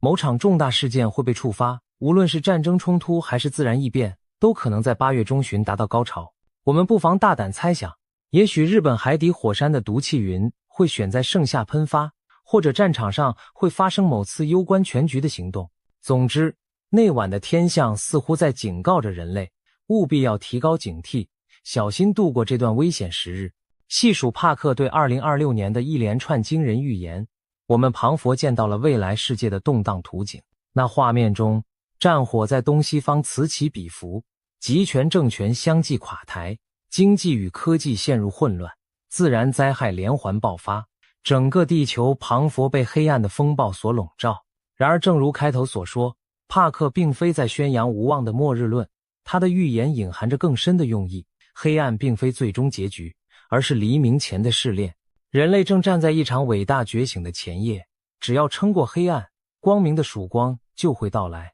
帕克强调，尽管预言中的景象看似恐怖，但这不是在宣判世界末日，相反更像是希望的序章。在他看来，有一种超越世俗权力与灾厄之上的更高灵性力量，一直守护着人类的命运。这些灾难的降临，也许正是为了唤醒沉睡的良知，让人类从物质迷梦中抬起头来，重新审视自己的精神世界。换句话说，未来并非命中注定一片黑暗，人类完全可以通过自身意识的转变来改写这部预言剧本的结局。帕克相信，人类内在蕴藏着强大的正向能量，我们每个人的善念与爱心磅礴烛火，看似渺小，却能集腋成裘，汇聚成扭转未来的燎原之光。他呼吁，无论信仰何种宗教，只要怀抱着真挚的祈祷和仁爱的心念，这股集体正向意识就能减轻灾难的冲击，甚至抵消劫难带来的负面影响。人类的本质其实都是光明的生命，只是暂时被无明遮蔽了双眼。在全球性的考验面前，灵性的团结将是改变一切的最强大武器。只要我们彼此扶持，用爱与慈悲连结成一道坚不可摧的心灵防线，再肆虐的风暴也终将平息。那么2026年等待我们的究竟是毁灭还是重生？预言终究只是预言，真正决定未来走向的是我们人类自己。帕克的警钟已经敲响，接下来每个人如何选择行动，将共同编织出明天的图景。如果我们因恐惧而绝望，那么预言中的黑暗结局或许会成为现实。但如果我们选择希望与团结，并积极以善念和智慧应对挑战，也许灾难的命运就会被改写。我们宁可相信后者，相信人类有能力扭转乾坤。或许这场2026年的大动荡，正是人类进入新纪元前的最后阵痛。在黑暗中摸索前行的我们，不妨将这一切视作灵魂的试炼。只要咬紧牙关，挺过漫漫长夜，迎接我们的将是浴火重生的黎明。历史的车轮已经启动，我们每个人都是推动它前行的力量。未来虽扑朔迷离，但希望永远与我们同在。就让我们怀抱希望，齐心协力，去迎接2026年那尚未书写的崭新篇章吧。这样的愿景也出现在许多古老的预言之中。在佛教典籍中，末法末劫之后将迎来弥勒佛下生，重塑人间正道。在基督信仰里，经过末日考验后，救主会再次降临，带来千年和平的国度。世界上许多文明都曾预言过大劫之后的新生，也许我们当下经历的正是那最黑暗的前夜，而黎明前的微光已隐隐出现在地平线上。就在2026年1月下旬，北京爆出一则震撼消息，中共军队的2号人物，中央军委副主席张又侠被突然宣布调查落马，据传他的家人也一同被带走调查。这个消息瞬间引发海内外哗然，因为张又侠并非普通将领，而是习近平多年来最亲信的铁杆兄弟之一，更是军中资历最深、实战经验最丰富的上将。一位位高权重的军委副主席竟然被抓，这在中共体制内可谓石破天惊。不少观察人士第一反应就是，北京高层是否正在上演一场惊心动魄的权力斗争，是否出现了传闻中的政变未遂。事实上，关于张又侠出事的传闻，在官方公告前几天就已经在网络上流传开来，一时间各种小道消息满天飞。有人说他涉及严重贪腐被拿下，有人则认为更大的内幕是军中发生了兵变政变。更令人瞠目的是，美国前国防情报局局长福林将军都在社交媒体上关注此事。他转发消息称，突发，中共内部似乎发生类似政变的巨大动荡，种种迹象让张又侠被抓不再只是反腐个案，而像是北京高层博弈撕裂的一角，一场暗流汹涌的现实版权力的游戏正在上演，而且似乎进入了最血腥残酷的终章。张又侠之所以位置特殊，除了他军阶仅次于习近平之外，还因为他的背景和习家渊源颇深。据悉，习近平的父辈与张家交情匪浅，因此习对张又侠一直十分信任，把持军权也倚重于他。然而如今连这样最核心、最亲近的自己人都遭到整肃，意味着中南海内斗已经杀红眼，六亲不认。在20届中央军委7名委员中，如今除习近平本人外，仅剩下张生民一人还完好无恙。短短数月内，2任军委副主席接连落马，多名将领被查，军中2大派系几乎同归于尽。如此大规模的清洗，已远非普通反腐可解释，而更像是一系列未被公开的惊险巨变，正在权力深处酝酿着。更耐人寻味的是，网上热议中有人提到了一个名字，帕克。有评论写道，帕克几周前预言说，中国有个将军政变失败被抓，看来是天数啊。一语成谶，这条消息让许多人惊呼，难道真有预言提前点破了张又侠的命运？这位神秘的帕克是谁？他到底说了什么？事实上，帕克指的是英国知名的预言家克雷格·汉密尔顿。帕克，他被誉为现代诺查丹马斯，曾经多次命中国际大事，包括美国前总统川普当选、英国脱欧、公主戴安娜之死，甚至全球新冠疫情等，都被他的预见言中。这一次，帕克将目光投向了东方，在去年年底发布了对2026年的预言，其中就明确提到，中国将发生一起由内部发动、带有军事性质的政变，军队内部会爆发激烈对抗，并将导致共产主义体制在中国的彻底终结。现在看来，张又侠被捕事件正应验了预言的开头，一场惊险的军中兵变似乎真的发生，且以将军落败告终。帕克预言张又侠政变被抓的神准，令很多人开始重新审视他对2026年的整体预测。因为在帕克的蓝图中，这起将军落马事件只是大戏开场，后面还有更大的剧情发展。帕克警告说，2026年将是清算之年，许多长久隐瞒的真相和谎言都会被揭露，大批贪腐与阴谋将浮出水面。尤其在中国农历新年之后，也就是2月开始，传统干支纪年进入丙午年、火马年，民间一直流传逢火，马年不太平。而帕克也感受到2月以后，中国将迎来种种灾难与巨变。他直言，这与许多中国预言中对赤马年的凶险描述不谋而合。最令人屏息以待的是帕克对台海局势的预言。他指出，在今年3月前后，台湾海峡可能发生一起意外，军事碰撞可能是2架军机在空中意外相撞，或是2艘潜艇在水下发生碰撞。这桩意外事件会成为点燃台海紧张局势的导火索，局势将急剧升温。中国大陆方面可能借此对台湾采取行动，而美日等国也可能被卷入冲突。帕克形容这事件将使台海陷入自古未有的危机边缘。然而，出乎很多人意料的是，帕克并不认为这场冲突会以台湾被吞并告终。相反，他强调台湾不会被中国征服，真正走向崩溃的将会是中共政权本身。在帕克的远见中，台海冲突如同一面镜子，照出的是中国内部的脆弱。中国将因这场冲突遭受严重的经济重创和社会动荡。一方面，对外战事拖累经济，国际制裁与资本外流令中国经济雪上加霜；另一方面，战争挫败打击了中共高层的权威，军中早已潜伏的不满情绪可能再度爆发。帕克预言，习近平的权力将受到前所未有的挑战，他甚至可能被迫退出权力核心。随着局势失控，中共集权统治将走向瓦解。帕克用了一个生动的比喻，中共政权的崩溃将如同冰川式崩塌，起初出现一道道裂缝，随后突然整体坍塌，且不可逆转。更令人惊叹的是，帕克进一步预见了一幅中国未来的蓝图。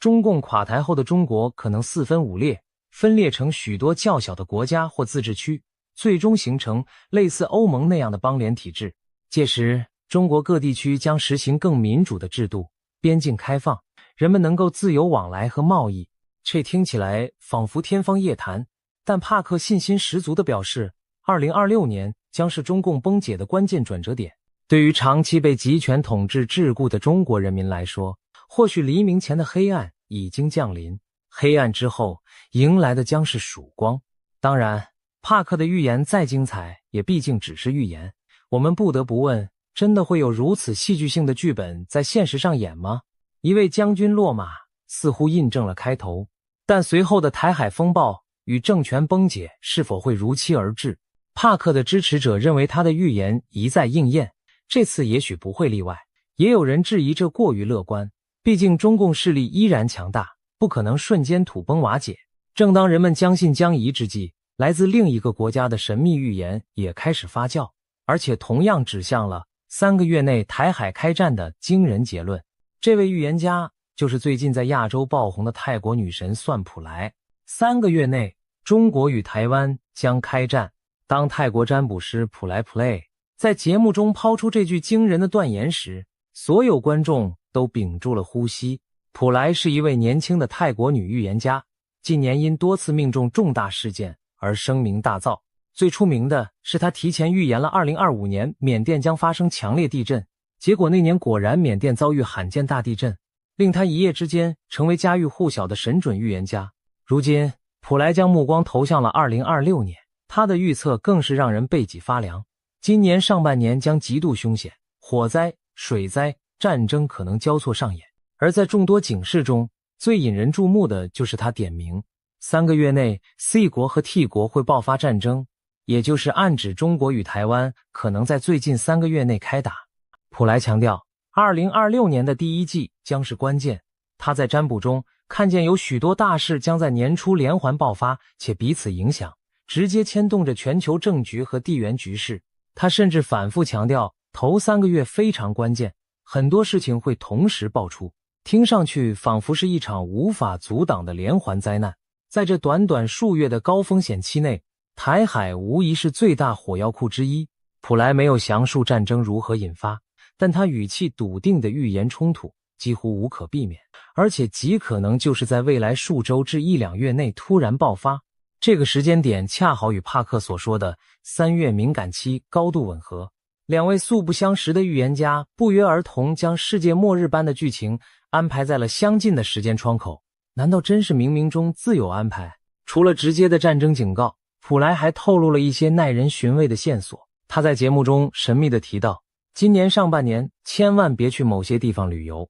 并只给出了3个英文字母提示 HJT， 这让观众陷入疯狂猜测 HJT 究竟代表哪3个地点。许多人第一反应联想到亚洲的高旅游热度地区， H 可能是 Hong Kong 香港， J 是 Japan 日本， T 则是 Taiwan 台湾。理由也很直观，这3地航班密集，人潮众多，且今年局势敏感，若真有战争或恐怖事件，这些地方最让人担心。果不其然，香港、日本、台湾正好对应中国内部动荡。香港靠近中国南部，美日涉入，日本卷入台海，以及战争主角台湾本身。如果普莱的暗示没错，那他实在是委婉地说出了别靠近战争将临的区域这一层意思。虽然也有人辩称 HJT 未必指国家，可能是某些航空枢纽城市的缩写，但无论如何，这个离奇的 HJT 警告已在网上引发恐慌讨论。许多人决定今年暂缓赴港，日台的旅行计划，只为求个心安。更骇人的是，普莱的预言并不仅限于战争，在他眼中，战争甚至不是2026年最可怕的灾祸。他直言，今年全球还可能出现比战争更令人生畏的东西——瘟疫。普莱形容他在灵视中看到了一种前所未见的全新病毒，它结合了古老病毒的特性与人为实验的产物，传染性极强，绝非自然产生。他说这场疫病将以2026年为开端，其本质是一场隐形战争，因为它其实源自实验室泄漏，这让人不寒而栗。难道我们将面临新一波人为灾难？更糟的是，普莱预计疫情高峰不会在今年，而是2028年至2030年才真正爆发。换言之，2026年只是序幕，未来几年人类或将深陷一场比新冠更恐怖的大瘟疫。他甚至说，他从冥冥中感受到死神传来的讯息，画面中死人之多，如秋天落叶纷飞。这样的描述让所有听者头皮发麻。毫无疑问，普莱为我们勾勒的是一幅战争与瘟疫交织的世界末日画面。今年开始，人类或将同时面临热战与生化浩劫的双重威胁。此时此刻，我们不禁联想，如果帕克的预言像一出戏的剧本，那普莱提供的则仿佛是幕间穿插的次要情节。瘟疫横行让世界更混乱，战争更难收场。事实上，战争伴随瘟疫的景象在历史上也并非罕见，很多预言家都曾提及。耐人寻味的是，普莱特别点出疫情源头涉及亚洲的某实验室以及俄罗斯境内。亚洲实验室是否影射某大国的生物研究？俄罗斯此时则正在乌克兰战场鏖战，会不会有意外的生物灾难牵扯进来？一切不得而知。但普莱所说的隐形战争非常契合近期的阴谋论焦点。有人担心大国之间会不会释放新病毒作为非常规武器。如果台海战争爆发，国际对峙白热化，这种骇人情节恐怕也不能完全排除。当然，冷静下来分析，普莱的这些预言目前都还停留在警示阶段。正如一些理性的网友所说，预言毕竟不是正式预报，听听可以，别过度恐慌。但宁可信其有，不可信其无。提早做好准备总不是坏事。泰国文化里也相信，提前示警并加强防范，或许反而能让坏事不发生。所以普莱才苦口婆心提醒大家，多备应急物资、粮食，未雨绸缪。对于我们普通人而言，面对如此骇人的预言，最好的心态莫过于居安思危，希望战争与瘟疫都不要降临。但我们也要有最坏的心理预期。如果今年真如预言般多灾多难，我们该如何自处？历史车轮将把世界带向何方？也许我们还可以从更多预言家的视角去窥探端倪。谈到预言，怎能不提那位传奇的盲眼龙婆巴巴万佳？这位保加利亚的盲眼老奶奶虽然已在1996年离世，却因生前留下的一系列惊人预言而在全球家喻户晓。据传她的预言准确率高达80%以上，增神准命中911恐怖攻击、新冠病毒爆发、英国脱欧等等重大事件。对许多人而言，万佳已成为末日预言的象征人物。如今，每当新年将临，世人总会好奇去翻找龙婆今年说了什么。随着2026年的到来，网络上也疯传着据称是万佳对今年的5大预言，其中最引人关注的正是他直接点名台湾将面临严峻的地缘政治危机。根据媒体整理，万佳对2026年的预言涵盖了天灾、人祸和科技异变等5个方面。首先是天灾方面，他预见极端气候将影响全球 8% 的地区，并出现毁灭性的地震与火山爆发。然而，更可怕的是，政权转移的预言。万佳提到，一场跨越多个大陆的大规模战争将在2026年爆发，这被广泛解读为第3次世界大战的前兆。他具体描述了这场战争涉及俄罗斯与美国的直接对抗，甚至说普京政权可能瓦解并出现新的领导人。更让亚太地区人心惶惶的是，万佳明确提到中国将接管台湾。这句话意味着什么？不言而喻，很可能一场东亚战争导致台湾被中国攻占。结合前面说的世界大战背景，推测是中国趁美俄在欧洲开战之际对台湾下手，最终占领台湾。如果真如此，那将是对全球和平秩序的颠覆性变局。除了战争，万家还预言人工智能 AI 在2026年会发生失控，甚至人类将在同年11月迎来与外星智慧生命的首次接触。他声称会有一艘巨大的外星飞船进入地球大气层，全人类都将看见。届时我们将确定不明飞行物的存在，人类社会可能因此陷入恐慌或陷入新的思辨，这是救赎还是入侵？当然，这些听起来更加天方夜谭了，不少人将之视为预言式的象征，未必真有飞碟降临。但对于战争与灾难部分，万家的预言却让许多人深感不安。毕竟他之前多次命中注定，这次预言第3次世界大战，还特别点到台湾、俄罗斯、美国，让人无法掉以轻心。那么，如果万家所见是真的，2026年可能发生怎样的局面？想象一下，或许因为某个导火索，无论是中东、东欧或亚洲，世界2大强权美俄终于爆发直接军事冲突。同一时刻，中共觉得美军无暇东顾，对台湾发动攻击，引发东亚战争。日本、韩国甚至更多国家被卷入战火，全球战争横扫多个大陆。普京政权在战火中垮台，俄国出现新领导，而习近平则趁机收复台湾，实现其政治野心。世界格局因此巨变，中共势力大涨，美国和盟友元气大伤，这几乎就是许多西方人心目中最可怕的剧本。然而，我们也注意到，万家的预言是一种可能性，未必注定发生。例如，他曾预言2021年会有外星生物来访地球，结果并没有发生，或者说，即便发生了，我们也不知情。同样，对于2026这场战争，现在也只是个阴影，是否成真仍待观察。值得一提的是，万家并非唯一预言世界大战可能在2026年前后爆发的人，有些现代的占星师和预言家也提出类似警告。比如，有西方末日预言家称发现7艘军舰的异象，暗示未来大洋上将爆发致命海战。还有人指出，火马年通常在东亚被视为多灾之年。60年前上一个火马年1966年适逢文化大革命，天下大乱。60年后循环到2026年，是否又将风波再起？种种传说汇集起来，更给今年蒙上一层宿命论的色彩。面对这样诡谲不安的局势，人们不禁要问，这一切真的是上天早有安排？我们是否正按着某种剧本在走向不可避免的结局？聊完现代预言，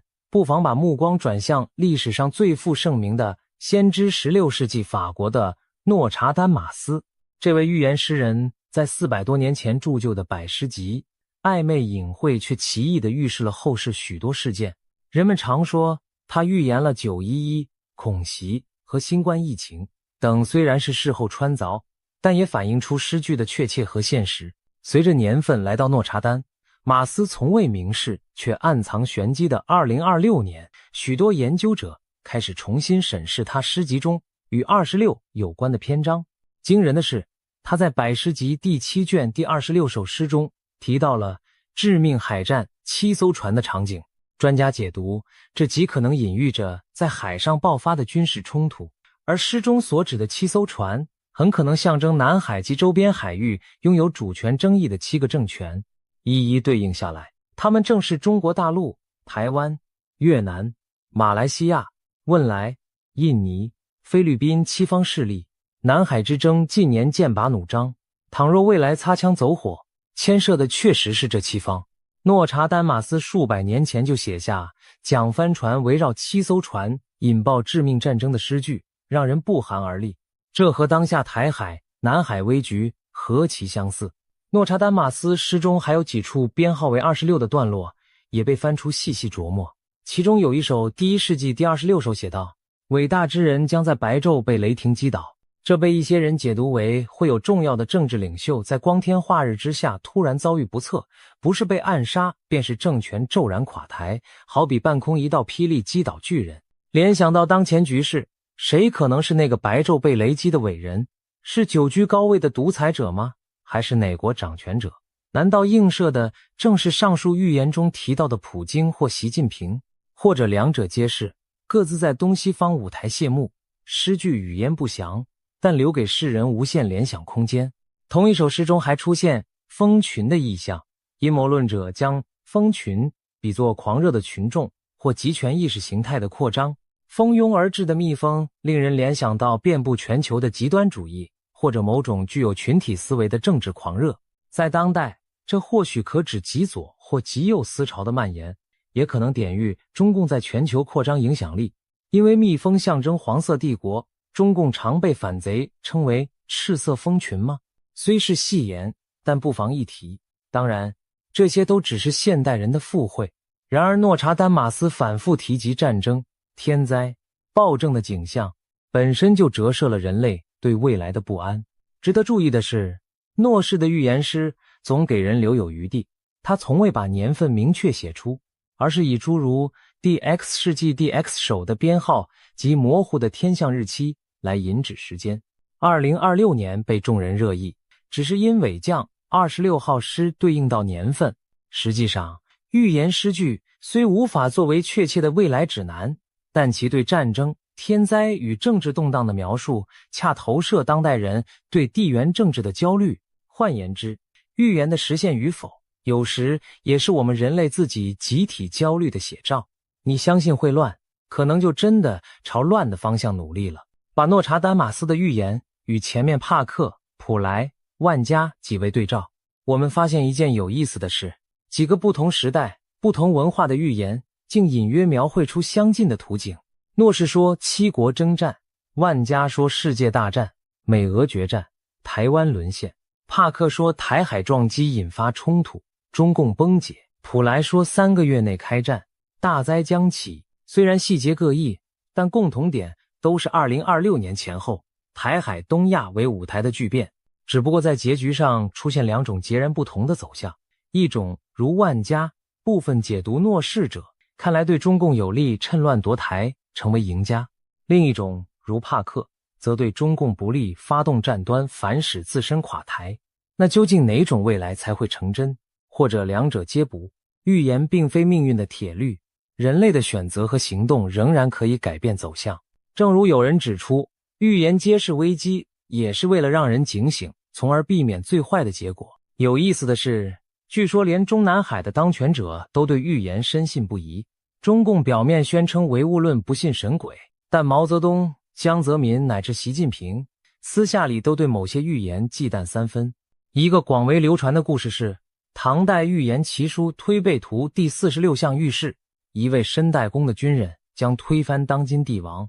习近平据传对此坐立不安，因为解读者认为代公军人指姓名中含有公字偏旁的人。最早他疑心火箭军箭必有功，有异心，于是大肆清洗，导致火箭军将领去年几乎全军覆没。接着他又把怀疑目光投向了张幼霞，因为张字本就有公字，霞字右半边形似夹弓，一种强弩，更隐含建功之意。难道这就是张幼霞悲剧命运的一个原因？习近平宁可信其有，先下手为强，逮捕了被预言暗示的代公者，以绝后患。但是推背图的奥妙在于多解性，有人大胆提出另一种解读，申代公的军人其实指的正是习近平自己，因为繁体的习字上方是羽毛，像两张背对背的弓，还带剑，下方是个白字，恰应了诗句，只言我是白头翁。这位解读者认为，上天或许派习近平来扮演终结中共的角色，习近平将亲手毁掉共产党，只不过他有不同方式的选择。若这样看，张幼霞也好，别的将军也罢，都只是棋子。习近平的每一步抉择，其实都是在引领中共走向某种宿命。无论他试图阻止预言，还是不经意促成预言，最终都逃不出天意的网。宿命论也许过于悲观，但历史经验告诉我们，一个集权王朝在末期往往伴随疯狂和荒诞，内斗、自残、对外挑衅、天灾人祸，仿佛所有黑天鹅事件一起飞出。清朝晚期如此，苏联解体前也有类似征兆，现在的中共是不是也走到了这一步？今年开年以来，六中全会爆冷门，军头接连落马，高层行踪诡秘，中国经济持续探底，社会怨气沸腾，再加上国际上美中对抗加剧，台海风云诡谲，种种乱象交织，让人不禁联想到预言中描绘的末日景象。或许正因如此，我们才这么关注那些预言，希望从中找出一丝线索。然而，预言的意义不仅在于准确，更在于给我们提醒和省思。如果未来真如某些预言所示，我们是否有应对之策？而如果预言没有成真，我们是不是反而应该庆幸人类避免了一劫？对台湾而言，今年无疑是命运多舛的一年。最佳情况拨云见日，化险为夷；最坏状况不只要经受战火考验，甚至可能面临亡国危机。作为生活在这片土地上的人，我们唯有本着备战而不求战的态度，努力壮大自身，团结盟友，才能在风雨来袭时立于不败之地。预言让我们看见最坏的可能，但也让我们有机会提前调整方向，避免悲剧。回首古今，中外预言浩如烟海，真伪难辨。但当帕克、普莱、万加、诺查丹马斯这些互不相干的人都把危险的红线指向了当下的台海时，我们不能不心生警惕。也许真的有某种神秘的剧本正在背后编排着历史进程，也许只是人类集体潜意识的投射。然而无论如何，2026年的钟声已经敲响，一场看不见硝烟的较量或许早已打响。接下来的日子，我们每一个人都是这出历史大戏的见证者，甚至是参与者。我们能做的就是保持清醒与良知，在黑暗中守护心中的那点光亮。最后，不妨以一种超然的视角来审视，如果把历史比作一场游戏，预言者们仿佛剧透了大结局的一角，但真正书写结局的终究是人自己。也许多场风暴在所难免，但正如冰川崩塌前往往最寒冷黑暗，黎明前夜往往星光稀薄，风暴过后是新的天空，黑夜尽头有旭日初升。让我们怀抱希望，静待命运揭晓的时刻。同时也愿这些预言最终被证明只是虚惊，那或许是人类今年能迎来的最幸福结局了。战争也好，瘟疫也罢，都请远离我们热爱的世界吧。让未来的史书记录下2026年人类在悬崖边缘及时止步的一刻。希望终究战胜恐惧，理智终究战胜疯狂。让预言只是预言，让命运掌握在我们自己手中。今天我们来聊聊2026年前3个月潜伏的惊人预言与危机。最近，泰国一位被誉为命中率极高的预言家 Plai 师傅发出最新警告，称2026年将比2025年更为凶险，战火、瘟疫、灾难交织登场，甚至全球经济可能正式失控，人类或将陷入前所未有的生存浩劫。这听起来仿佛末日降临，但他强调这不是危言耸听，而是一场临世启示的紧急提醒。究竟这位预言家看到了什么景象？我们将深入探讨其中奥秘，带各位抽丝剥茧地了解这场预言背后的脉络和意义。他的惊人信息透过网络迅速传播，不仅在泰国国内引发热议，也引起了全球关注。许多网友纷纷讨论预言中 C 国和 T 国到底指的是哪两个国家，还有人翻查过往预言案例来验证 Plai 师傅的可信度。一时间，各种猜测和解析满天飞。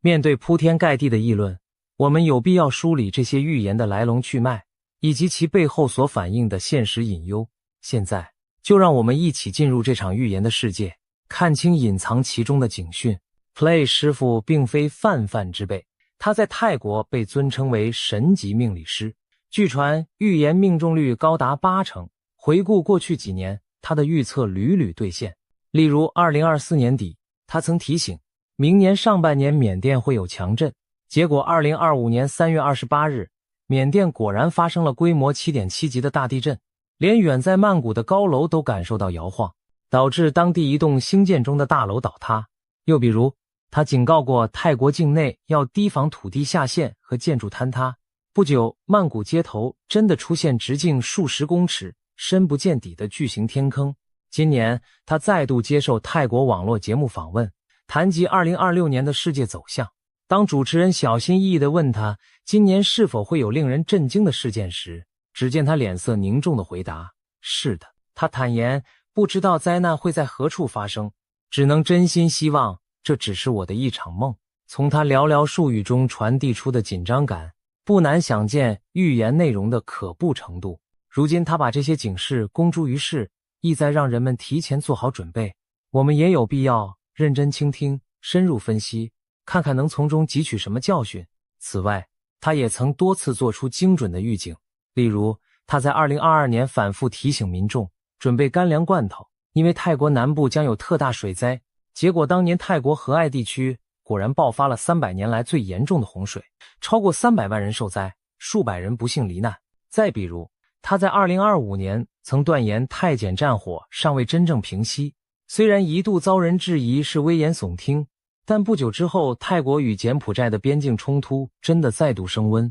双方于该年12月发生激烈交火，泰国政府甚至紧急撤离了约40万边境居民。这些一一应验的案例让许多人对他的最新预言不敢掉以轻心。首先，2026年在东方历法中被称为丙午火马年，每逢60年轮回一次的火马年，民间视为充满巨变与灾厄的年份。上一个火马年是1966年，那一年动乱频仍，各地风云变色，中国爆发文化大革命，越南战争进入白热化，美苏冷战剑拔弩张，世界各地掀起反传统的浪潮，整个年代都弥漫着狂热与不安。受传统迷信影响，当年东亚一些地区甚至出现生育率骤降的现象，许多家庭刻意避开在火马年生子，只因相传火马年出生的孩子，尤其是女孩，性格刚烈难驯，命中带火，恐给家庭带来不祥。可见在亚洲文化中，火马年一直笼罩着乱世之年的阴影。如今60年一循环，2026再临火马之运，人们无不忐忑，这股烈火之势会否真的点燃新的动荡？按照五行说法，麻属火，今年又逢天干丙火，是为双火叠加之年，双火鼎盛，燥热难平，往往意味着剧烈的变化与碰撞。Play 师傅便直言，2026年将是一匹冲进火里奔跑的马，一路碰撞冲撞虽然艰难，但烈马终能浴火重生。他暗示市局会先乱后稳，虽历经火炼仍有转机，然而在浴火重生之前，烈火将无情燃烧所经之处，我们必须先熬过那一场场劫难。接下来要谈的第一道劫难之火，便是战争的烽烟。Play 师傅在预言中看到了熊熊战火，他说2026年可能会有2个大国发生对抗冲突，虽然他没有明言是哪2国，但许多人猜测这隐约指向几个已经剑拔弩张的地缘热点。一种揣测是远东的台海局势， C 国与 T 国之间累积已久的紧张有可能引燃战事。如果真是如此，那场大国对决的战场或许离泰国不近，却绝不会仅限于局部，因为一旦台海冲突爆发，美日等强权势必介入，战火极可能蔓延整个亚太，甚至牵动全球格局。事实上，近年台海周边已是风声鹤唳，军机绕行，实弹演习此起彼伏，稍有误判擦枪走火，都可能点燃战争引信。难道2026年会是这颗引信被点燃的时刻吗？另一种可能性则指向欧洲战场持续焦着的俄乌战争。若突然升级，北约与俄罗斯发生直接冲突，那将是冷战后最危险的对峙，也不排除中东局势恶化，再度爆发大规模地区战争。然而无论战火烧向何方，现代社会的高度互联都决定了，任何2个大国的正面冲突都会演变成整个人类的灾难。试想某天清晨，T 国某大城市突然响起刺耳的防空警报，睡梦中的居民惊醒，匆忙冲向附近的防空地下室，街道上到处是此起彼落的警铃与广播声，这不是演习，立即避难。远处天空传来低沉的轰鸣，那是战机掠过的音报。随即一枚飞弹划破天际，击中港口区的仓库，霎时火光冲天，人们蜷缩在地下掩体里，透过手机才惊恐地得知 C 国对 T 国发动了进攻，战争爆发了。这原本只存在于电影的末日场景，如今却极可能在现实中上演。更让人不寒而栗的是，如果交战各方握有核武器，人类将真正悬临毁灭的边缘。自二战结束以来，核战争的阴影从未远离过我们，但凡理智的人都不愿看到核武降临战场，因为那几乎意味着文明的终局。尽管各国领袖应该清楚核武一旦出鞘将无赢家可言，但战争有其失控的边缘，一旦局势陷入疯狂，谁也无法保证不会出现绝望中的冒险行为。尤其如今高超音速导弹等新型武器大大缩短了预警时间，核武误判的风险在上升。有军事分析指出，当今世界比上世纪冷战时期更接近核冲突的临界点，因为区域对抗此起彼伏，沟通机制却在削弱，一念之差就可能酿成无可挽回的毁灭性后果。虽然 Ply 师傅没有直接提及核战，但他预见的大国冲突无疑让人联想到这层终极风险。更令人忧心的是， Ply 师傅强调2026年最可怕的并不是战争，毕竟传统战争的破坏虽大，敌人至少是看得见的，而他指出真正致命的威胁是一场看不见硝烟的无形战争。所谓无形战争，指的不是网络攻击或者间谍暗战，尽管这些风险也确实存在，而是潜伏在人群中的生物武器之战。他预言2026年某些地区可能出现一种诡异的怪病，其传染源并非天然，而是人为试验产物，也就是生化武器被偷偷释放的结果。换言之，有幕后黑手可能利用病毒细菌作为武器，在暗处向无辜的人群发动攻击。其实生物武器作为穷国的原子弹，一直是军事史上的隐秘角力领域。过去超级大国都曾暗中研发过炭疽、天花等生化武器，只不过人类尚未大规模体验那种噩梦场景，所以常常掉以轻心。短期内，这类隐蔽战争或许不会造成城市被炸毁的画面，但其伤害却丝毫不亚于传统战争。一场看不见敌人的战争将带来怎样的恐惧？试想某个和平城市突然出现一连串离奇病例，几名年轻人突发重症肺炎入院，肺部感染原因不明，且药食无效。另一头有健康儿童莫名高烧呕吐，迅速脱水休克，医院里人满为患，医生们惊疑不定，因为检验报告显示这不是任何已知病毒或细菌。人们开始怀疑是否恐怖分子投放了新型病原，或者某种军事试验释放了恶魔。社区陷入恐慌，街头弥漫着看不见的危机。更糟糕的是，在无形敌人的威胁下，人们会开始彼此猜疑、疏远，恐惧和谣言的传播甚至可能比病毒更快，给社会带来二次伤害。如此诡谲的画面，正是这种无形战争的真实写照。深夜的医院急诊室里灯火通明，走廊挤满了咳嗽不止、呼吸困难的病患，医护人员穿着厚厚的防护服在病床间奔走，满脸汗水和倦容。一名中年男子瘫坐在墙角，双目失神，他的妻子刚刚因不明肺炎去世，而医生们对病因却束手无策。另一边，一位母亲绝望地抱着高烧抽搐的幼子哀求医生，然而所有药物都对这怪病无效，孩子的生命正在迅速流逝。此情此景令人心碎，更令人恐惧的是，没有人知道这种诡异的疾病此刻是否正悄无声息地向城市的其他角落扩散。随着隐形战争的揭幕， Ply 师傅预言中那个最骇人的角色也登场了，一种全新的致命疾病，他称之为 X 疾病，或者干脆称作那个新东西。按照他的描述，2026年最可怕的不是枪林弹雨，而是这种前所未见的瘟疫。它是混合型疾病，融合了古老病毒和人造实验成分，传染性极强，致死率极高。当他闭上眼睛接收灵视信息时，脑海里竟同时浮现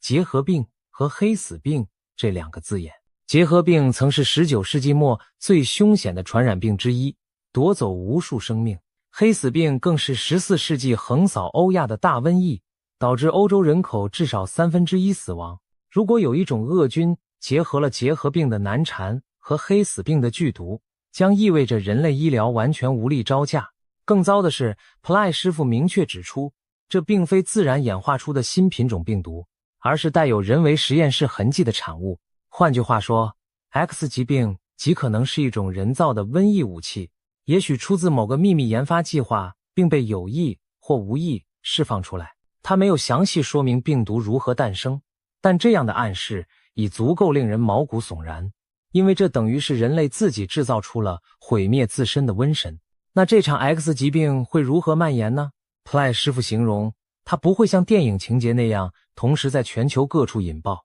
而是更狡猾、更漫长的折磨。他说，疾病的夺命过程如同花瓣陆续飘落，树叶逐片枯黄，也就是分阶段、多波次第席卷人间。也许今年第一季度，某国突然爆发疫病高峰，然后暂时平息，半年后另一周又出现类似疫情，再度掀起恐慌。每一波疫情之间或许有间歇期，让人误以为风险已过，但实际上病毒只是转战他处，伺机再袭。这种持续几年的阴霾将考验各国医疗和社会的韧性。一些地区可能重演中世纪的悲剧，病患激增，医院瘫痪，尸体多到来不及处理，街道上弥漫着消毒水与绝望的气息。由于 X 疾病潜藏着人为操控的可能，每一次疫情爆发都让人怀疑背后是否有人在放毒。普赖师傅甚至提到，这疾病的源头是从外面被带进来的，可能透过旅客流动潜入不同国家，甚至泰国也许会在国外旅客身上发现首批病例。他隐隐暗示原始来源指向泰国以外的某个地区，更具体的地。他曾在节目中比划地图，将手指停在俄罗斯附近，仿佛在提示这场灾厄与俄罗斯周边地带有关。这不禁让人联想起当前国际冲突中的一些传言，例如某些大国被指在战乱地区设有秘密生物实验室，专门研究高致命性病原体。虽然这类说法未经证实，但普赖师傅的预言无形中让这些阴谋论增添了几分真实感。其实，对于突如其来的未知瘟疫，不仅灵媒在预警，科学界也早有心理准备。世界卫生组织曾在2018年提出疾病 X 的概念，用来称呼未来某个可能突然出现、迅速扩散并造成巨大伤亡的神秘病源。没想到，普赖师傅预言中的 X 疾病与此概念不谋而合。经历过2020年的新冠疫情，人类更加体会到未知病毒的威力和恐惧，而今一个潜在更可怕的 X 疾病幽灵再次盘旋，我们不得不重新审视防疫体系的脆弱。试想，新冠已令全球经济社会停摆数月，死亡数百万。如果换成一种致死率远高于新冠，且具结核抗药性的病毒，我们的文明将遭受何等重击？这绝非杞人忧天。别忘了，14世纪时没有飞机航班，黑死病都能夺走欧洲30%人口。现代社会交通网络四通八达，病毒扩散速度只会更快。一旦 X 疾病现身，人类甚至可能连反应时间都没有，就被迫迎战一场前所未有的生存考验。战争与瘟疫已如此可怖，大自然本身也不会缺席这场灾厄盛宴。普赖师傅预见2026年的气候与地壳活动亦将异常活跃。他警告，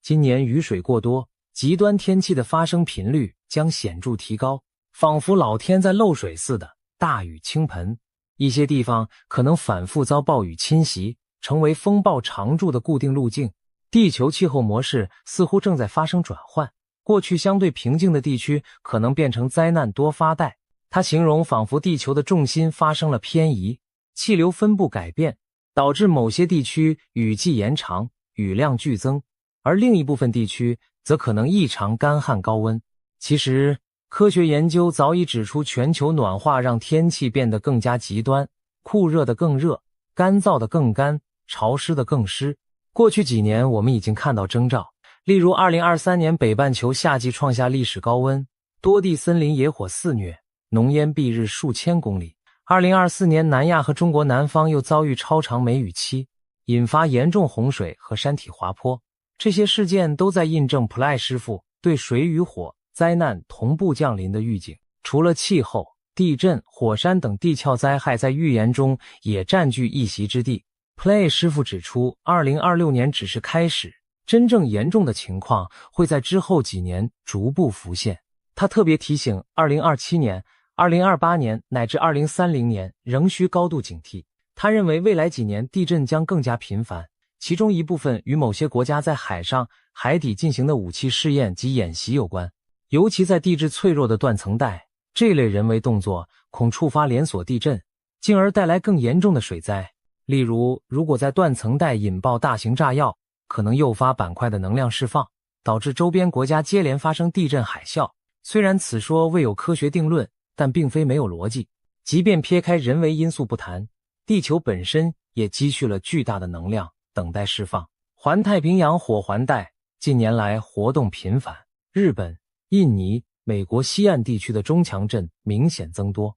不少地震学家警告，大地震终将到来，只是时间问题。一些预言家也发出了相似的信息。前面提到的印度神童阿南德就曾断言2026年前后，环球可能发生超过8级的大地震，重创太平洋周边国家。盲眼龙婆班加夫人的预言清单里也包括 7% 的陆地将毁于灾难，让人联想到地震、海啸或火山喷发引发的土地淹没。这种种迹象似乎都在指向一个结论：大地正在酝酿它的怒火。让我们再勾画一个场景，傍晚时分，某沿海城市的居民刚结束一天的忙碌，突然地面剧烈晃动起来，玻璃窗噼啪作响，人们惊叫着四处逃生，大地震来袭了。几分钟后，当余震渐止，人们还来不及庆幸，又听见远处传来轰隆巨响，一道10几米高的巨浪正以惊人速度朝海岸逼近，海啸如同黑色巨墙般吞噬了港口，猛烈的冲击让高楼倾倒，汽车如玩具般被卷入水中。与此同时，在地球另一端的茂密森林，一场特大野火因酷热干旱而燃起，烈焰照亮半边天空，整片山林化为火海。如果有那么一天，我们在新闻中同时看到这类水与火的极端灾难，也许已不会太过吃惊，因为 Play 师傅早已提醒过，这些景象将不再只是电影特效，而可能变成真实的世界写照。如此一来，我们几乎可以描绘出2026年可能出现的极端场景。某个时刻，一边是城市陷入战乱硝烟，另一边是疫病在暗中肆虐夺命。这里洪水泛滥，良田变汪洋，那里野火肆虐，村镇成灰烬。同一时间，金融市场哀鸿遍野，大自然也在无情地收割生命。这仿佛是一幅现代版的启示录，四骑士、图景战争、瘟疫、饥荒、经济崩溃导致的饥饿、死亡，同时朝人类袭来。我们的文明能承受这样多重的打击吗？特别值得关注的是全球经济体系在多重打击下的命运。Play 师傅直言，今年全球经济恐将出现大动荡。他提醒投资者要格外谨慎，尤其警告所有虚拟投资要更加小心。虚拟投资涵盖范围很广，从股票、期货到加密货币等衍生品，都脱离实体资产基础，信心一旦崩溃，便可能化为乌有。他特地点名泰国股市可能剧烈波动，投资人需有心理准备。其实不仅泰国，放眼全球，各大金融市场目前也如履薄冰。经过多年超低利率和量化宽松，各主要经济体累积了庞大的资产泡沫。一旦遇上战争这种黑天鹅事件，资金势必大逃亡，引发股债双杀的金融海啸。回想2022年俄乌战争爆发时，全球股市和大宗商品价格的剧烈震荡只是小试牛刀。若2026年出现更大规模的冲击，市场恐怕将陷入前所未见的混乱无序。经济崩溃会是怎样的一幅景象？试想你走进平日常去的超市，却发现货架几乎被扫空，只剩零星的几样商品孤零零地摆着。你排了2个小时的队，好不容易轮到，却被告知粮食限购，每人只能买2袋米。一旁有人着急地高举钞票哀求，多卖一点食物给他，可是一叠钞票却换不来，一颗鸡蛋纸币几乎成了废纸。物价飞涨让货币严重贬值。加油站外汽车大排长龙，由于石油短缺，每辆车只能加有限的几公升汽油，许多人的油箱见底，却无可奈何。银行贴出休业公告，担心挤兑的政府暂停了提款服务， ATM 机里也提不出现金，大家手中的存款仿佛蒸发。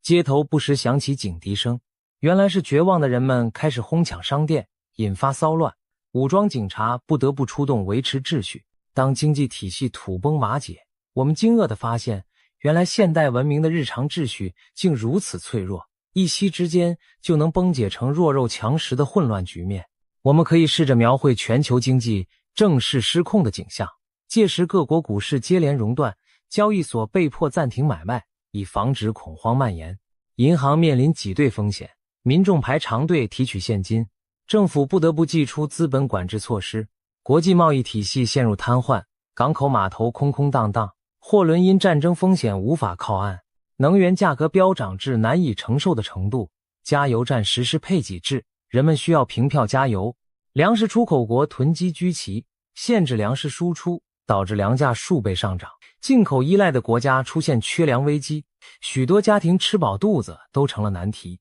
伴随商品短缺而来的是通货膨胀的狂潮，纸币贬值如同废纸，人们可能得揣着一大袋钞票才能换回一条面包。当经济秩序失控，对普通人意味着什么？意味着失业潮和购买力暴跌，意味着房贷车贷再也还不起，也意味着政府的救助能力大幅削弱。到那时，维持生存将取代追求发展成为社会的首要目标，我们将真正步入生存模式。当然，经济崩盘带来的不仅是物质匮乏，社会秩序也将随之瓦解。当生活必需品短缺，治安状况必然每况愈下，为了争夺食物和物资，可能会爆发骚乱与冲突。平日文明守法的市民或许也被迫为了一袋米而与他人争执，甚至演变为街头的肢体冲突。更严重时，一些不法分子趁火打劫，商店遭到洗劫，武装抢劫频发，整座城市的法治秩序荡然无存。为控制局面，政府可能不得不调派军警在街头巡逻并实施宵禁。曾经繁华的都市霎时间仿佛沦为战区，这些混乱场景是我们这一代人难以想象的。正因为看到了那样的未来图景， Ply 师傅苦口婆心地给出了避险之道，其中最引人注目的一点就是买黄金。他认为土地、房产等过去被视作稳健的投资，在大动荡中已不再可靠，因为房子可能毁于灾难或因政策变动而贬值，但黄金永远是黄金。一旦经济崩溃，黄金是唯一公认的硬通货。他甚至建议大家现在就开始购入实体黄金，并且不要一次买太大块，而要分成小单位的金条或金币逐步累积。如此一来，万一情况恶化，拿出小额黄金便于交易，换取生活物资，而不至于拿着1公斤金砖却找不到人能找零。事实上，不仅普莱师傅这样说，在各种民间与专业预测里，黄金都被频频提及为避险首选。有意思的是，那位以占星预测闻名的印度少年阿南德也多次提醒投资者，黄金和白银等贵金属将是动荡时代的避风港。他甚至预言未来黄金价格可能飙升至现在的几倍之高。只有当全球金融体系陷入严重危机，法币信用荡然无存时，黄金才会如此抢手。难道这暗示着我们即将面临货币信用的雪崩？尽管答案未明，但许多精明的投资者早已开始默默增持黄金，以备不时之需。除了黄金， Ply 师傅还在节目中抛出了一个令观众摸不着头绪的提醒。2026年上半年，有3个以英文字母 HJT 开头的地区不宜前往。他没有明讲是哪里，只提供了这样的神秘代号，现场也笑称自己不方便多讲。这线索一出，立刻引发媒体和网友的大猜想。有人解读 H 是指 Hong Kong 香港或 Hawaii 夏威夷， J 可能是 Japan 日本或 Jakarta 雅加达， T 则联想到 Taiwan 台湾或 Turkey 土耳其，甚至 Thailand 泰国本身也在候选之列。在众多猜测中，香港、日本、台湾这组组合引起最多共鸣，因为这3地都位于东亚板块，且近年局势敏感。如果把它们放在一起考虑，仿佛勾勒出一幅亚太冲突或灾变的潜在地图。香港是中西角力场，日本是亚太强国，而台湾则是台海风暴眼，三者都可能在战争或灾难中受到波及。也有人认为 H 代表美国夏威夷，毕竟珍珠港的历史教训犹在。若是土耳其，该国正处地震带，今年初才遭强震重创。无论如何，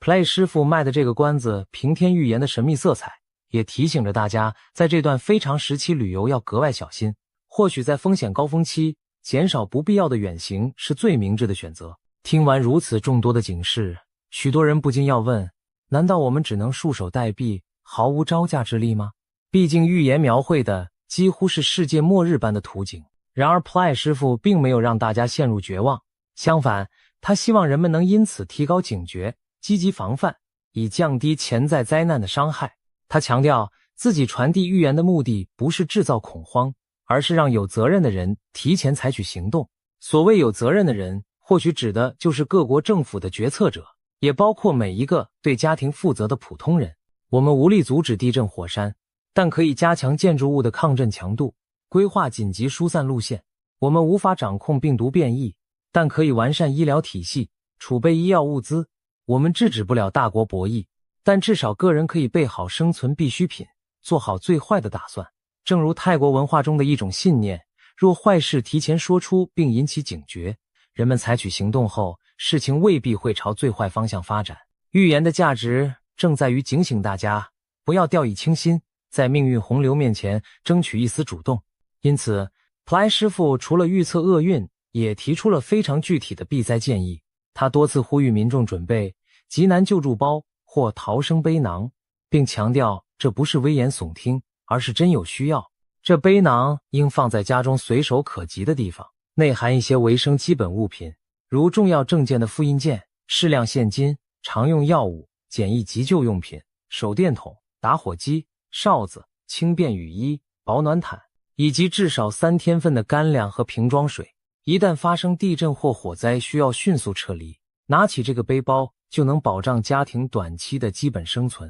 不至于在混乱中陷入绝境。此外，他提醒大家将家中贵重物品和无法带走的重要文件储存在高处或防水防火的保险箱里，以免洪水或火灾突然来袭时将一切化为乌有。事实上，近年来在许多国家都兴起了所谓的末日准备者 Doomsday Preppers 运动，他们热衷于分享如何在灾难中生存的知识和技巧，从储存食物水源、自建避难地堡，到学习狩猎、钓鱼、野外取火等技能，可谓无所不包。在平时看来，这些举动也许有些小题大做，但若灾难真降临，正是这些准备能让人从容应对。许多经历过灾难的幸存者都表示，正因为提前准备了食品和发电机，他们才能在风暴断电时维持基本生活。由此可见，有备无患绝非陈腔滥调，而是面对未知风险的明智之举。除了物质准备之外，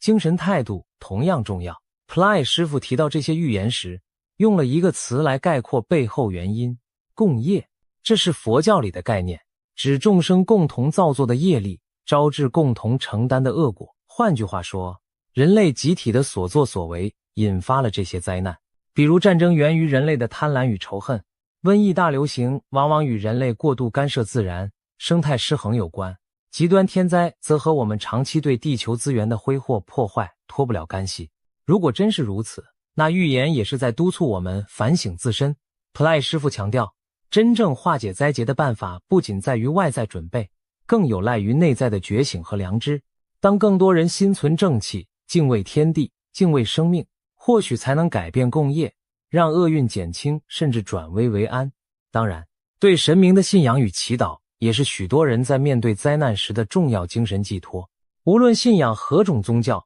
保持对天地的敬畏，对善良的坚守，往往能使人在乱世中保持理智和平和，这对熬过艰难时期至关重要。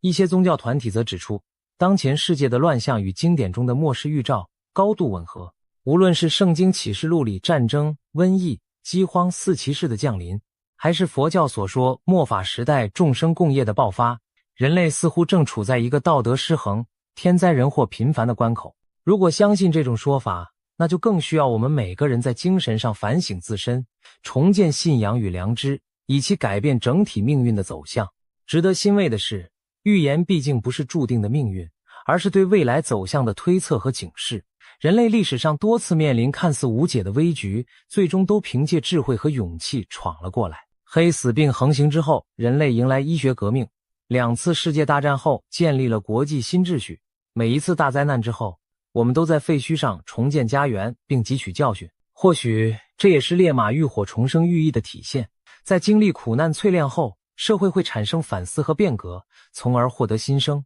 纵然未来几年乌云压顶，我们依然有理由相信黎明终会再临，前提是我们愿意行动，并团结一致迎接挑战。放眼全球，不止普莱师傅一人在预警未来的风险。西方著名预言家诺查丹马斯的百诗集曾留下许多隐晦的4行诗，被后人解读出对当今时局的不祥暗示。他的支持者声称，诺查丹马斯预言了从大革命到世界大战的一系列事件。虽然诗文晦涩难懂，但仍让人毛骨悚然。东方的推背图、马前课等古预言，也有许多耐人寻味的诗句，仿佛指涉当代。一些现代的科学预测模型亦描绘了相似的危机，例如气候学家警告，若不减排，21世纪中叶前气候灾难将难以逆转。军事专家则指出，当前地缘政治的紧张态势前所未有，意外擦枪走火的几率大增。可以说，在关键趋势上，预言与科学的结论并非毫无交集。值得一提的是，在华人社会，近期也有占卜师接连4次占得空亡卦，这被解读为将有异常大事发生的兆头。不仅如此，一些预言甚至点出了科技领域的隐患，例如有人警告人工智能叛变的可能性。这听起来像科幻故事，但一些知名科学家和企业家已对失控的人工智慧发出警告。如果在社会动荡之际， AI 系统发生严重故障，例如无人武器误判目标或被不法分子操控，后果将更加不堪设想。还有人声称班加夫人预言过未来某年将有外星文明降临地球，引发巨大震动。虽然这类预言听起来奇幻，但也透露出人类对未知力量的种种想象与不安。回到眼下，2026年的序幕已经拉开，尽管谁也无法断言未来一定会如预言所述般黑暗，但这些警告绝对值得我们深思。我们是否已经太久沉醉于科技和繁荣带来的安全感，而忽视了文明的脆弱？当今世界的和平与秩序其实比想象中更加不堪一击。一次疫情就能令各国封锁边境，一场战争即可推高全球粮价，一次金融风暴足以击溃千万人的生计。这些教训在最近几年已屡屡上演。然而人类往往健忘，危机过后又重回惯常的轨道，对风险掉以轻心。也许普莱师傅以及其他预言者的苦心，就是要我们别再麻木，别再侥幸。与其视而不见，不如将信将疑地做些准备；与其嗤之以鼻，不如留个心眼，提高警戒。2026年究竟会成为人类灾难史上的转折点，还是最终证实只是一场虚惊？这一问题恐怕只能留待时间去回答。但眼下我们能做的就是谨慎以对，不懈努力，尽可能为各种变局做好准备。在节目的最后，不妨再次品味 Ply 师傅那句意味深长的叮咛：时间真的不多了。短短一句话，道出了他内心的紧迫感。如果2026年的命运真的如他所见般危机四伏，那么现在正是我们改变结局的关键窗口期。或许我们无法左右天灾人祸的发生，但至少可以调整自身的态度和应对方式，尽可能降低损失，保存希望。希望未来回顾这段历史时，我们能庆幸自己曾经努力过，避免了最坏的剧本成真。也许正如那匹浴火重生的烈马，只要不放弃奔跑，我们终将冲出火海，迎来新生的黎明。总而言之，风雨欲来的时刻，让我们谨记未雨绸缪之道，因为毕竟时间真的不多了。一位中共海军前中校揭露，北京城已经被军队包围，习近平即使插上翅膀也难以逃脱。更令人啧舌的是，他还提到军方2号人物张又侠早已留有后手，各省的军队将领，也就是所谓的军头，纷纷准备趁势自立为王。与此同时，英国预言家帕克的惊世预言似乎正一步步在现实中上演。这一切到底是怎么回事？看似稳若磐石的习近平政权，为何会传出这种宛如宫廷政变和军阀割据的传闻？今天就让我们把零碎的信息串联起来，深入探讨这场可能改变中国未来的大戏。首先，我们从这次传闻的源头说起。爆料的人身份非同寻常，他是中共海军的一位前中校军官，名叫姚成。他在海外披露，最近在中国境内多个地区观察到了不同寻常的军事动向，从河南到山东、安徽等省，各地都有成建制的解放军部队人员与军车离开驻地，进行所谓演训。乍一听是正常的军事演习，但姚成强调，这些演训并非普通操练，而是带有明确假想敌和目标的实战演练。他判断，参与者正是各大集团军的作战旅级单位，在自己的驻扎地开展有针对性的实施演习。如此大规模、跨区域的同步军事动作极不寻常，表明解放军内部确实出现了异动，各路军方势力似乎在做出一些姿态。可是，他们的假想敌是谁？演习针对的目标又会是哪里？种种迹象让人不禁联想到一个可能性：他们的目光难道正对准北京？试想，此刻的北京城表面或许风平浪静，长安街上车流不息，紫禁城脚下游人如织，市民们依然忙碌于平凡的生活，一切看似如常，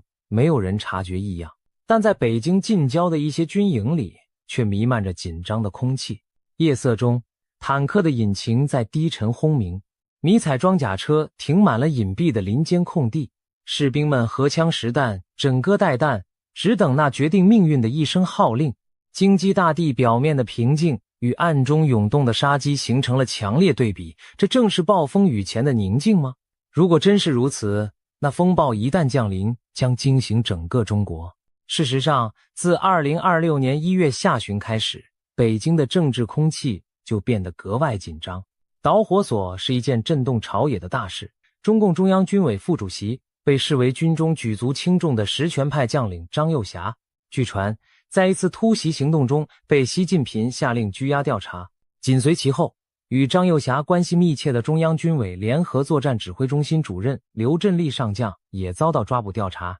要知道，这两人一向是习近平倚重的军界重臣，张又侠被拿下的消息传出后，无异于在解放军高层投下一颗震撼弹。要知道，习近平在军中站稳脚跟，很大程度上仰赖像张又侠这样的老将扶持。两人同属红色将门之后，习近平之父习仲勋与张又侠之父开国上将张宗逊私交甚笃，张又侠可说是看着习近平长大的长辈。习近平2012年执掌大权后，为整顿积弊丛生的军队，他大力提拔对自己忠诚的军方将领，当时已有上将军衔的张又侠便是其中的台柱之一。回想他执政初期震慑军中的反腐风暴，两名前军委副主席徐才厚、郭伯雄相继被拿下，习近平正是倚重张又侠这样的少壮派老将，清除军中奸佞，重塑对军队的绝对控制。2015年军改，张又侠出任陆军司令员。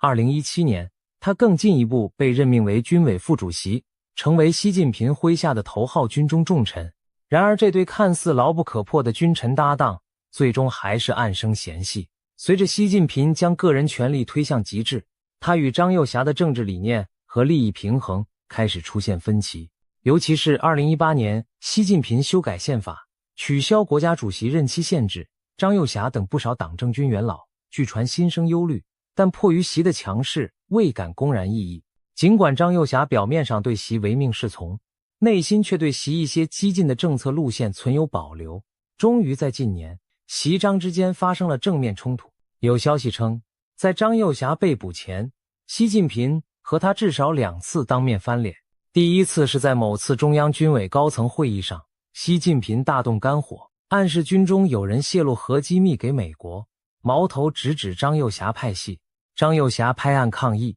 强硬否认并与习顶撞，弄得不欢而散。第二次冲突发生在讨论对台军事行动时，习近平要求加快武力收复台湾的准备进程，张又侠则明言目前开战条件尚不成熟，当场顶住压力劝谏。习近平对他的拦路大为恼火，但张又侠身为沙场老将，又是红二代元勋，并未对习的强硬主张盲从退让。经此两役之后，习近平对张又侠彻底失去了信任，反而开始视他为潜在威胁。习近平显然不愿见到军中出现一个能与自己分庭抗礼的势力中心，于是下定决心伺机拔掉这颗眼中钉。可以说，张又侠此次被擒，既是习近平在军中清洗一己权斗的高潮，也是两人积怨多年的一个了结。需要指出的是，张又侠本身是极少数拥有实战经验的现役上将之一。年轻时他曾参与1979年对越作战，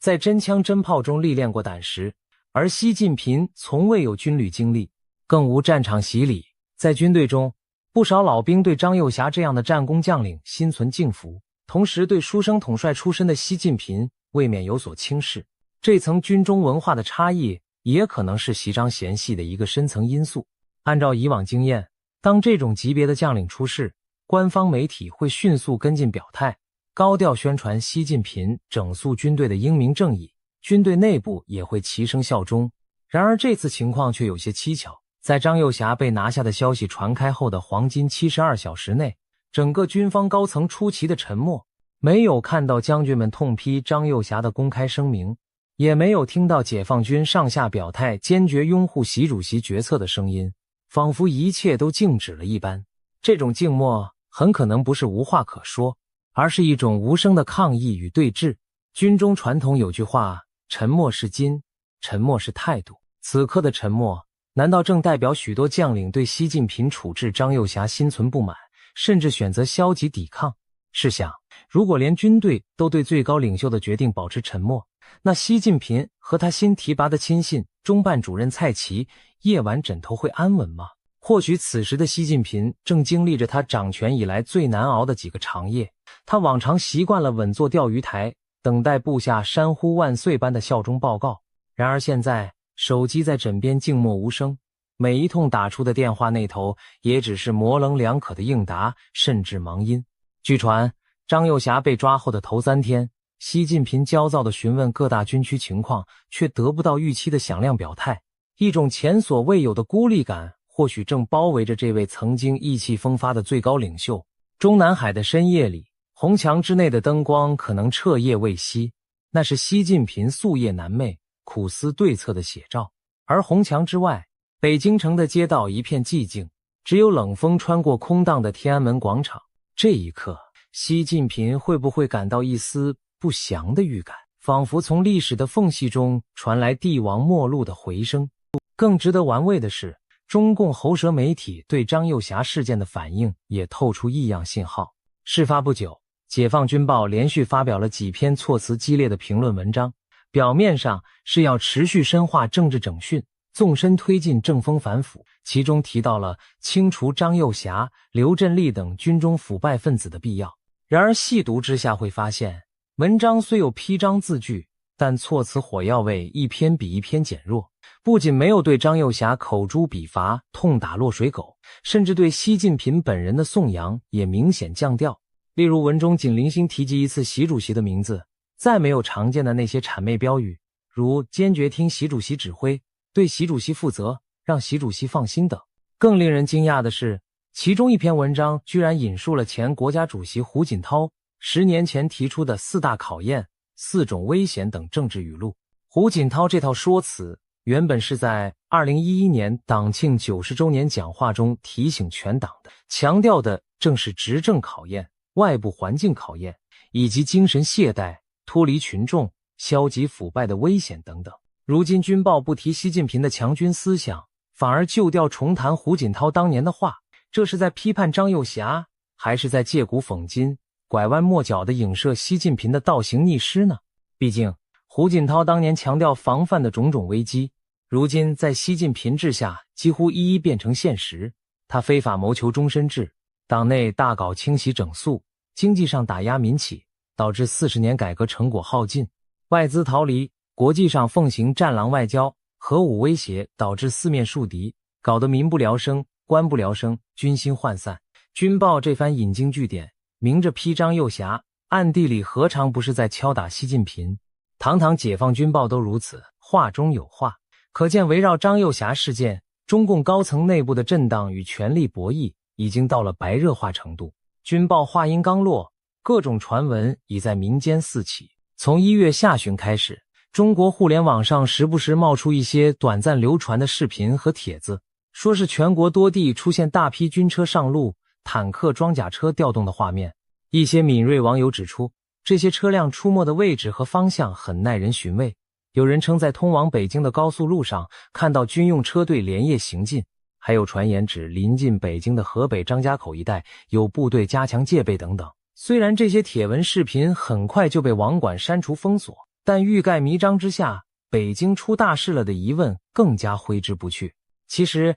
早在2022年9月就曾出现过一次震撼舆论的北京政变谣言，当时网上也盛传军车进京，习近平被软禁。但事后证明只是虚惊一场。而当时传闻中被指挥军队进京的北部战区司令李乔明上将，在那次事件后不久即悄然退役离职。这一动向更加深了外界对中共高层内部潜流的联想。如今风声再起，而且佐证细节更多、更逼真，人们不禁要问，难道这回真的是狼来了吗？让我们回到那位前中校姚成的分析，他认为各集团军此刻同步展开带有假想敌的演习，绝非巧合。一般而言，这种大规模调动需要上级统一部署。然而，如果此次动员并非来自北京中枢的命令，那就很可能是各战区和集团军主动而为，在自选假想敌的背景下磨合部队。那谁会是他们假想中的敌人呢？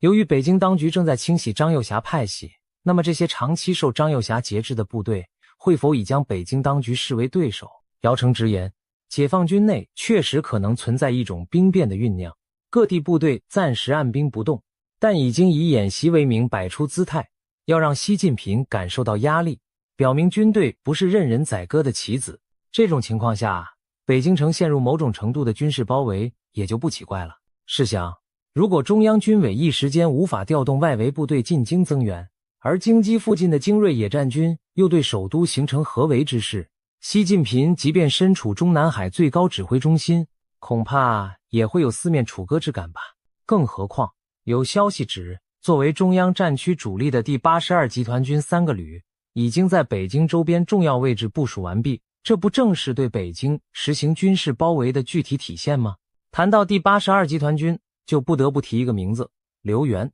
刘源是已故国家主席刘少奇之子，曾任总后勤部政委，也是一位上将。虽已退休，但在军中和红二代圈子里仍有很强影响力。据传，胡锦涛等中共元老在此次事变中并未袖手旁观，他们秘密授意刘源出山，协助中央战区副司令员韩延胜一同接管局势，重点就是要掌控北京周边最精锐的第82集团军，防止习近平向外调兵或者仓皇出逃。换言之，在张幼霞突然被擒之后，反对习近平的党内元老和军方力量迅速启动了他们的 B 计划，由德高望重的红二代将领刘源临危受命，统筹张幼霞阵营余部的抗衡行动。据透露，目前军方高层已通过技术手段知道张幼霞被秘密关押在何处，但令人玩味的是，张幼霞本人却并不希望部下立刻武力营救他，宁可暂时按兵不动，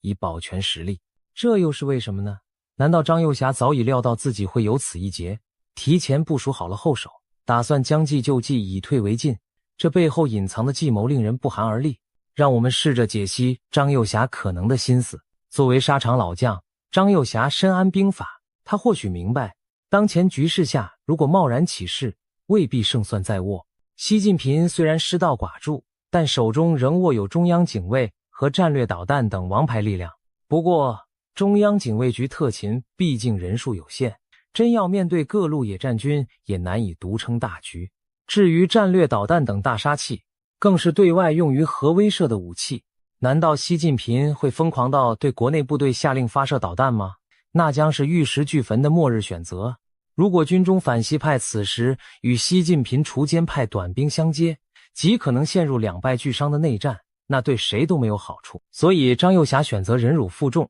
不让人营救自己，就是不想把事态立即推向撕破脸的血战。相反地，他决定静观其变，把困局留给习近平，自己去进退维谷。张幼霞的算盘或许是习近平抢先动手抓了自己，表面看占了上风，但其实等于一脚踩进泥潭。接下来习要么大开杀戒，把军中与自己离心者一网打尽，要么就骑虎难下，被迫妥协收场。两条路无论哪条，对习而言都是凶险万分。要是他真的疯狂大清洗，不但可能逼反更多将领，甚至可能引爆军阀混战，国家陷入内战。可如果他选择收手让步，那意味着对张幼霞出手是昏招一计，习本人的权威形象瞬间崩塌。如此进退失据的难题，正是张幼霞留给习近平的后手。无论如何，现在主动权似乎已不在习手里，而道习势力则可乘势而起，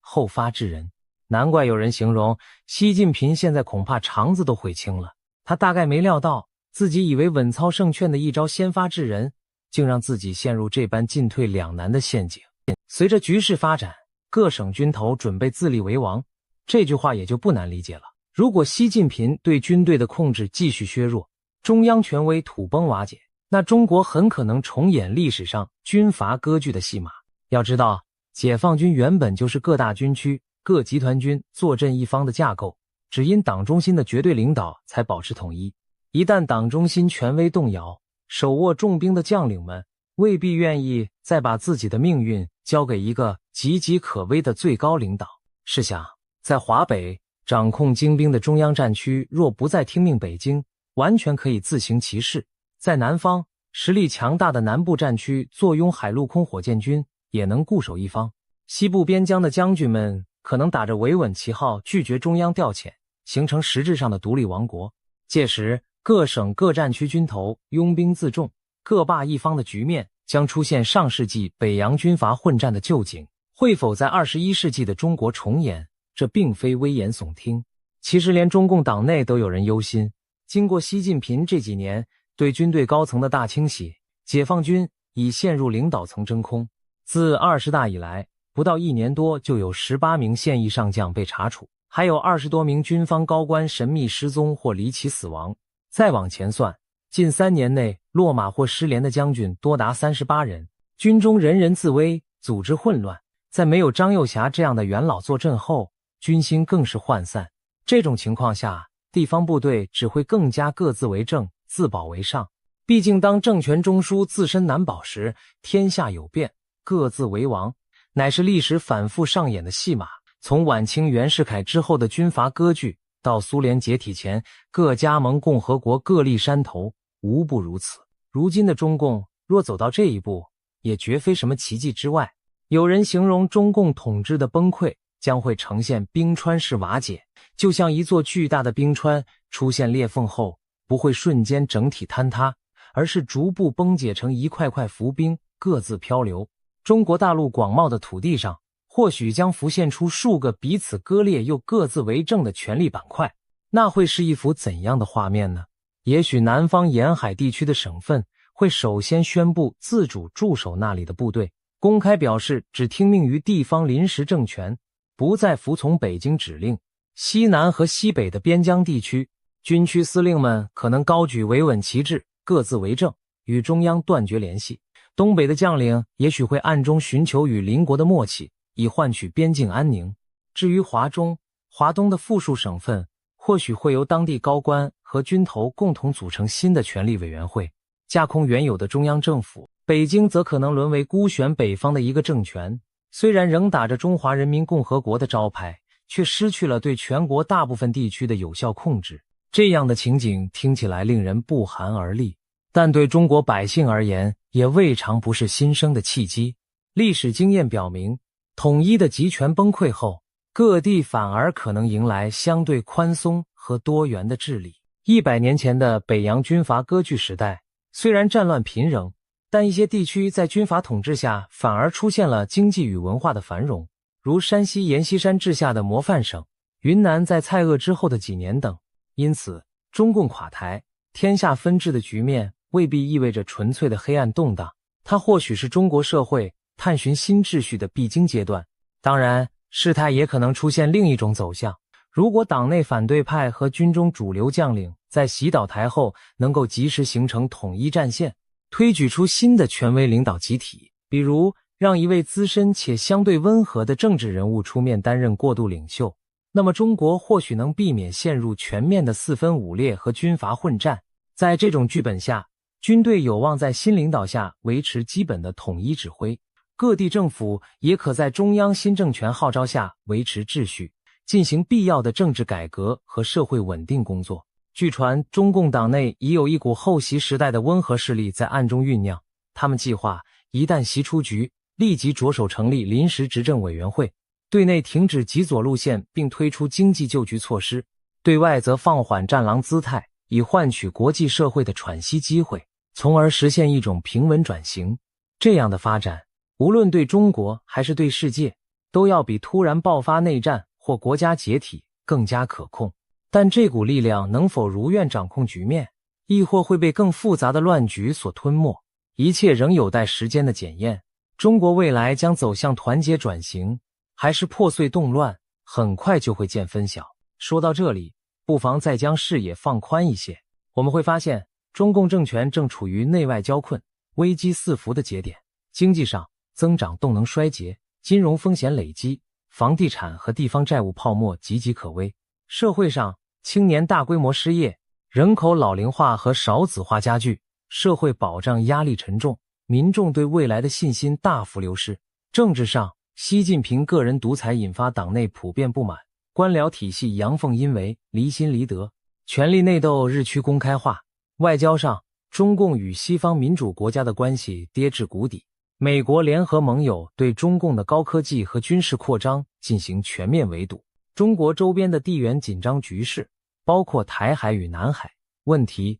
一触即发。在这4条危机线同时拉紧的状况下，中共政权就如同坐在火山口，任何一根引线被点燃，都可能引爆全局性的震荡。再把目光拉回预言层面，英国灵媒克雷格·汉密尔顿·帕克是一位因命中多项重大事件预测而知名的预言家，因此他也被一些媒体称为当代诺查丹马斯，认为他的预测不容小觑。他曾准确预言川普当选美国总统，英国成功脱欧等看似不可能的结果。2024年底，他对外发布了关于2025年和2026年的一系列预言，其中最引人注目的一条就是对中共政权命运的预见。帕克表示，2025年中国将因经济崩溃而引发社会动荡，大批民众走上街头抗议。他甚至指出，会有一种类似甘地倡导的非暴力不合作运动在中国涌现，民众将以和平方式抵制政府暴政，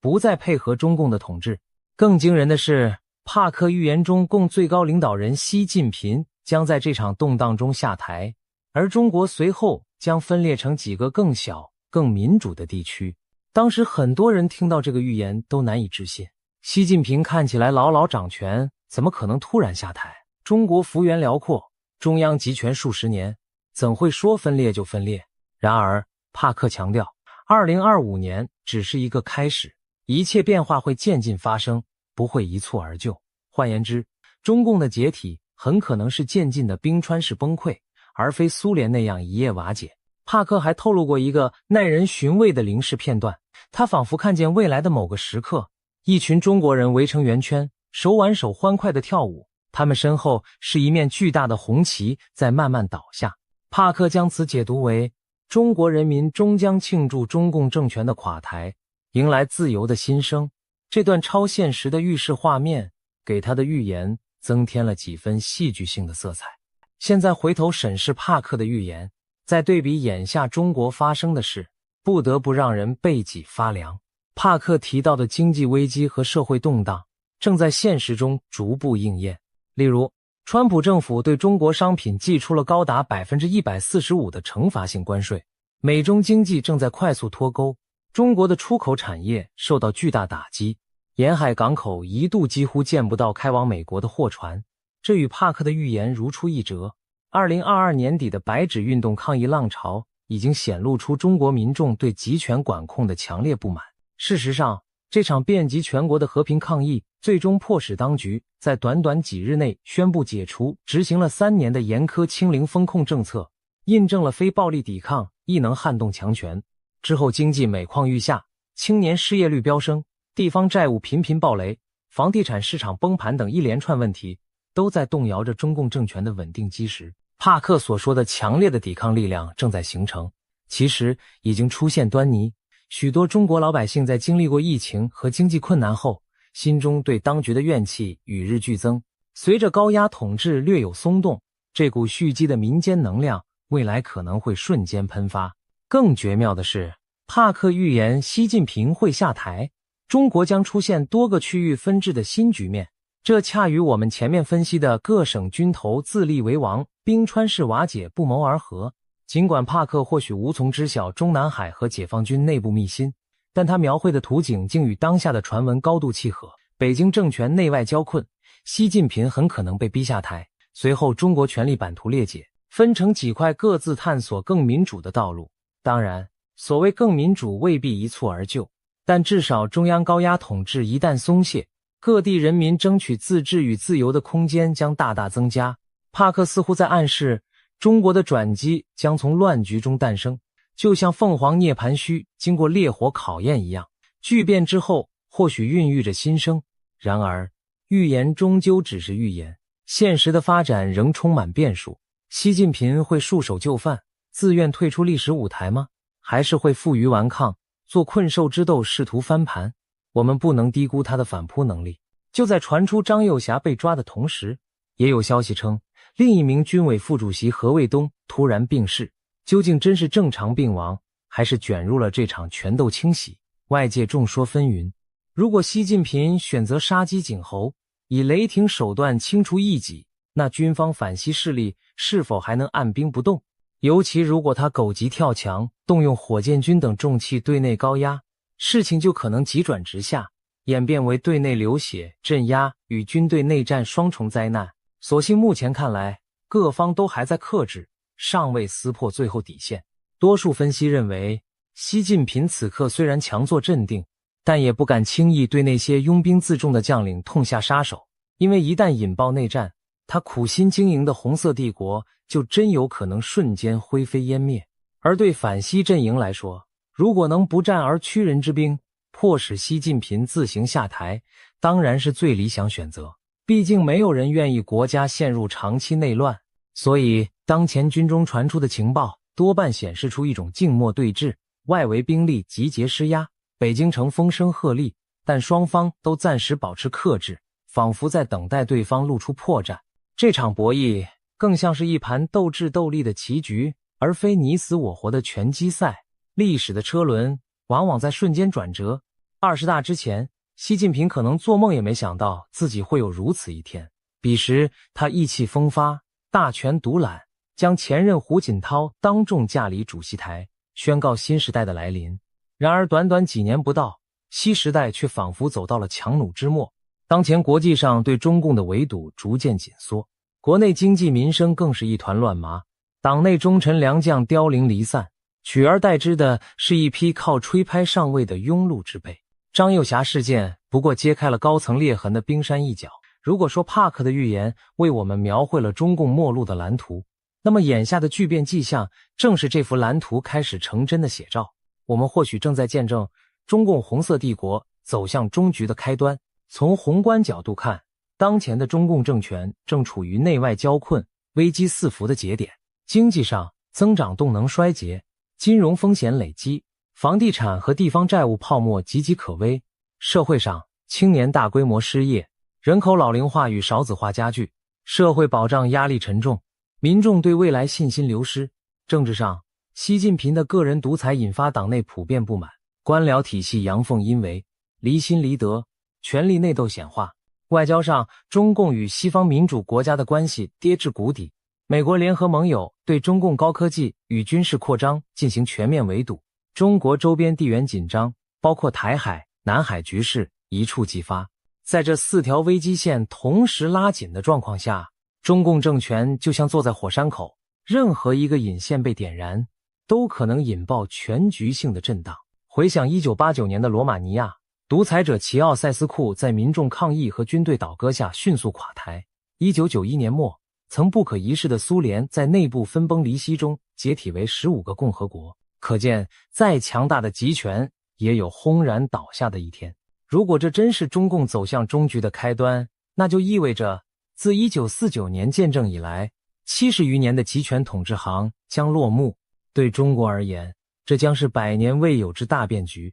一个拥有14亿人口、掌握核武库，且是全球第2大经济体的国家，可能将在内部力量的撕扯下改写未来走向。前路虽充满不确定性，但历史经验告诉我们，旧秩序的瓦解往往孕育着新秩序的萌芽。乱世之中，既充满危机，也隐藏着重生的希望。对无数中国人来说，这场巨变带来的短暂阵痛，也许正是通往自由与繁荣的新生门票。风暴即将来临，我们正站在历史转折的门槛上。究竟是帝国末日的哀歌，还是民族复兴的序曲，很快就会见分晓。让我们拭目以待，历史即将揭晓答案。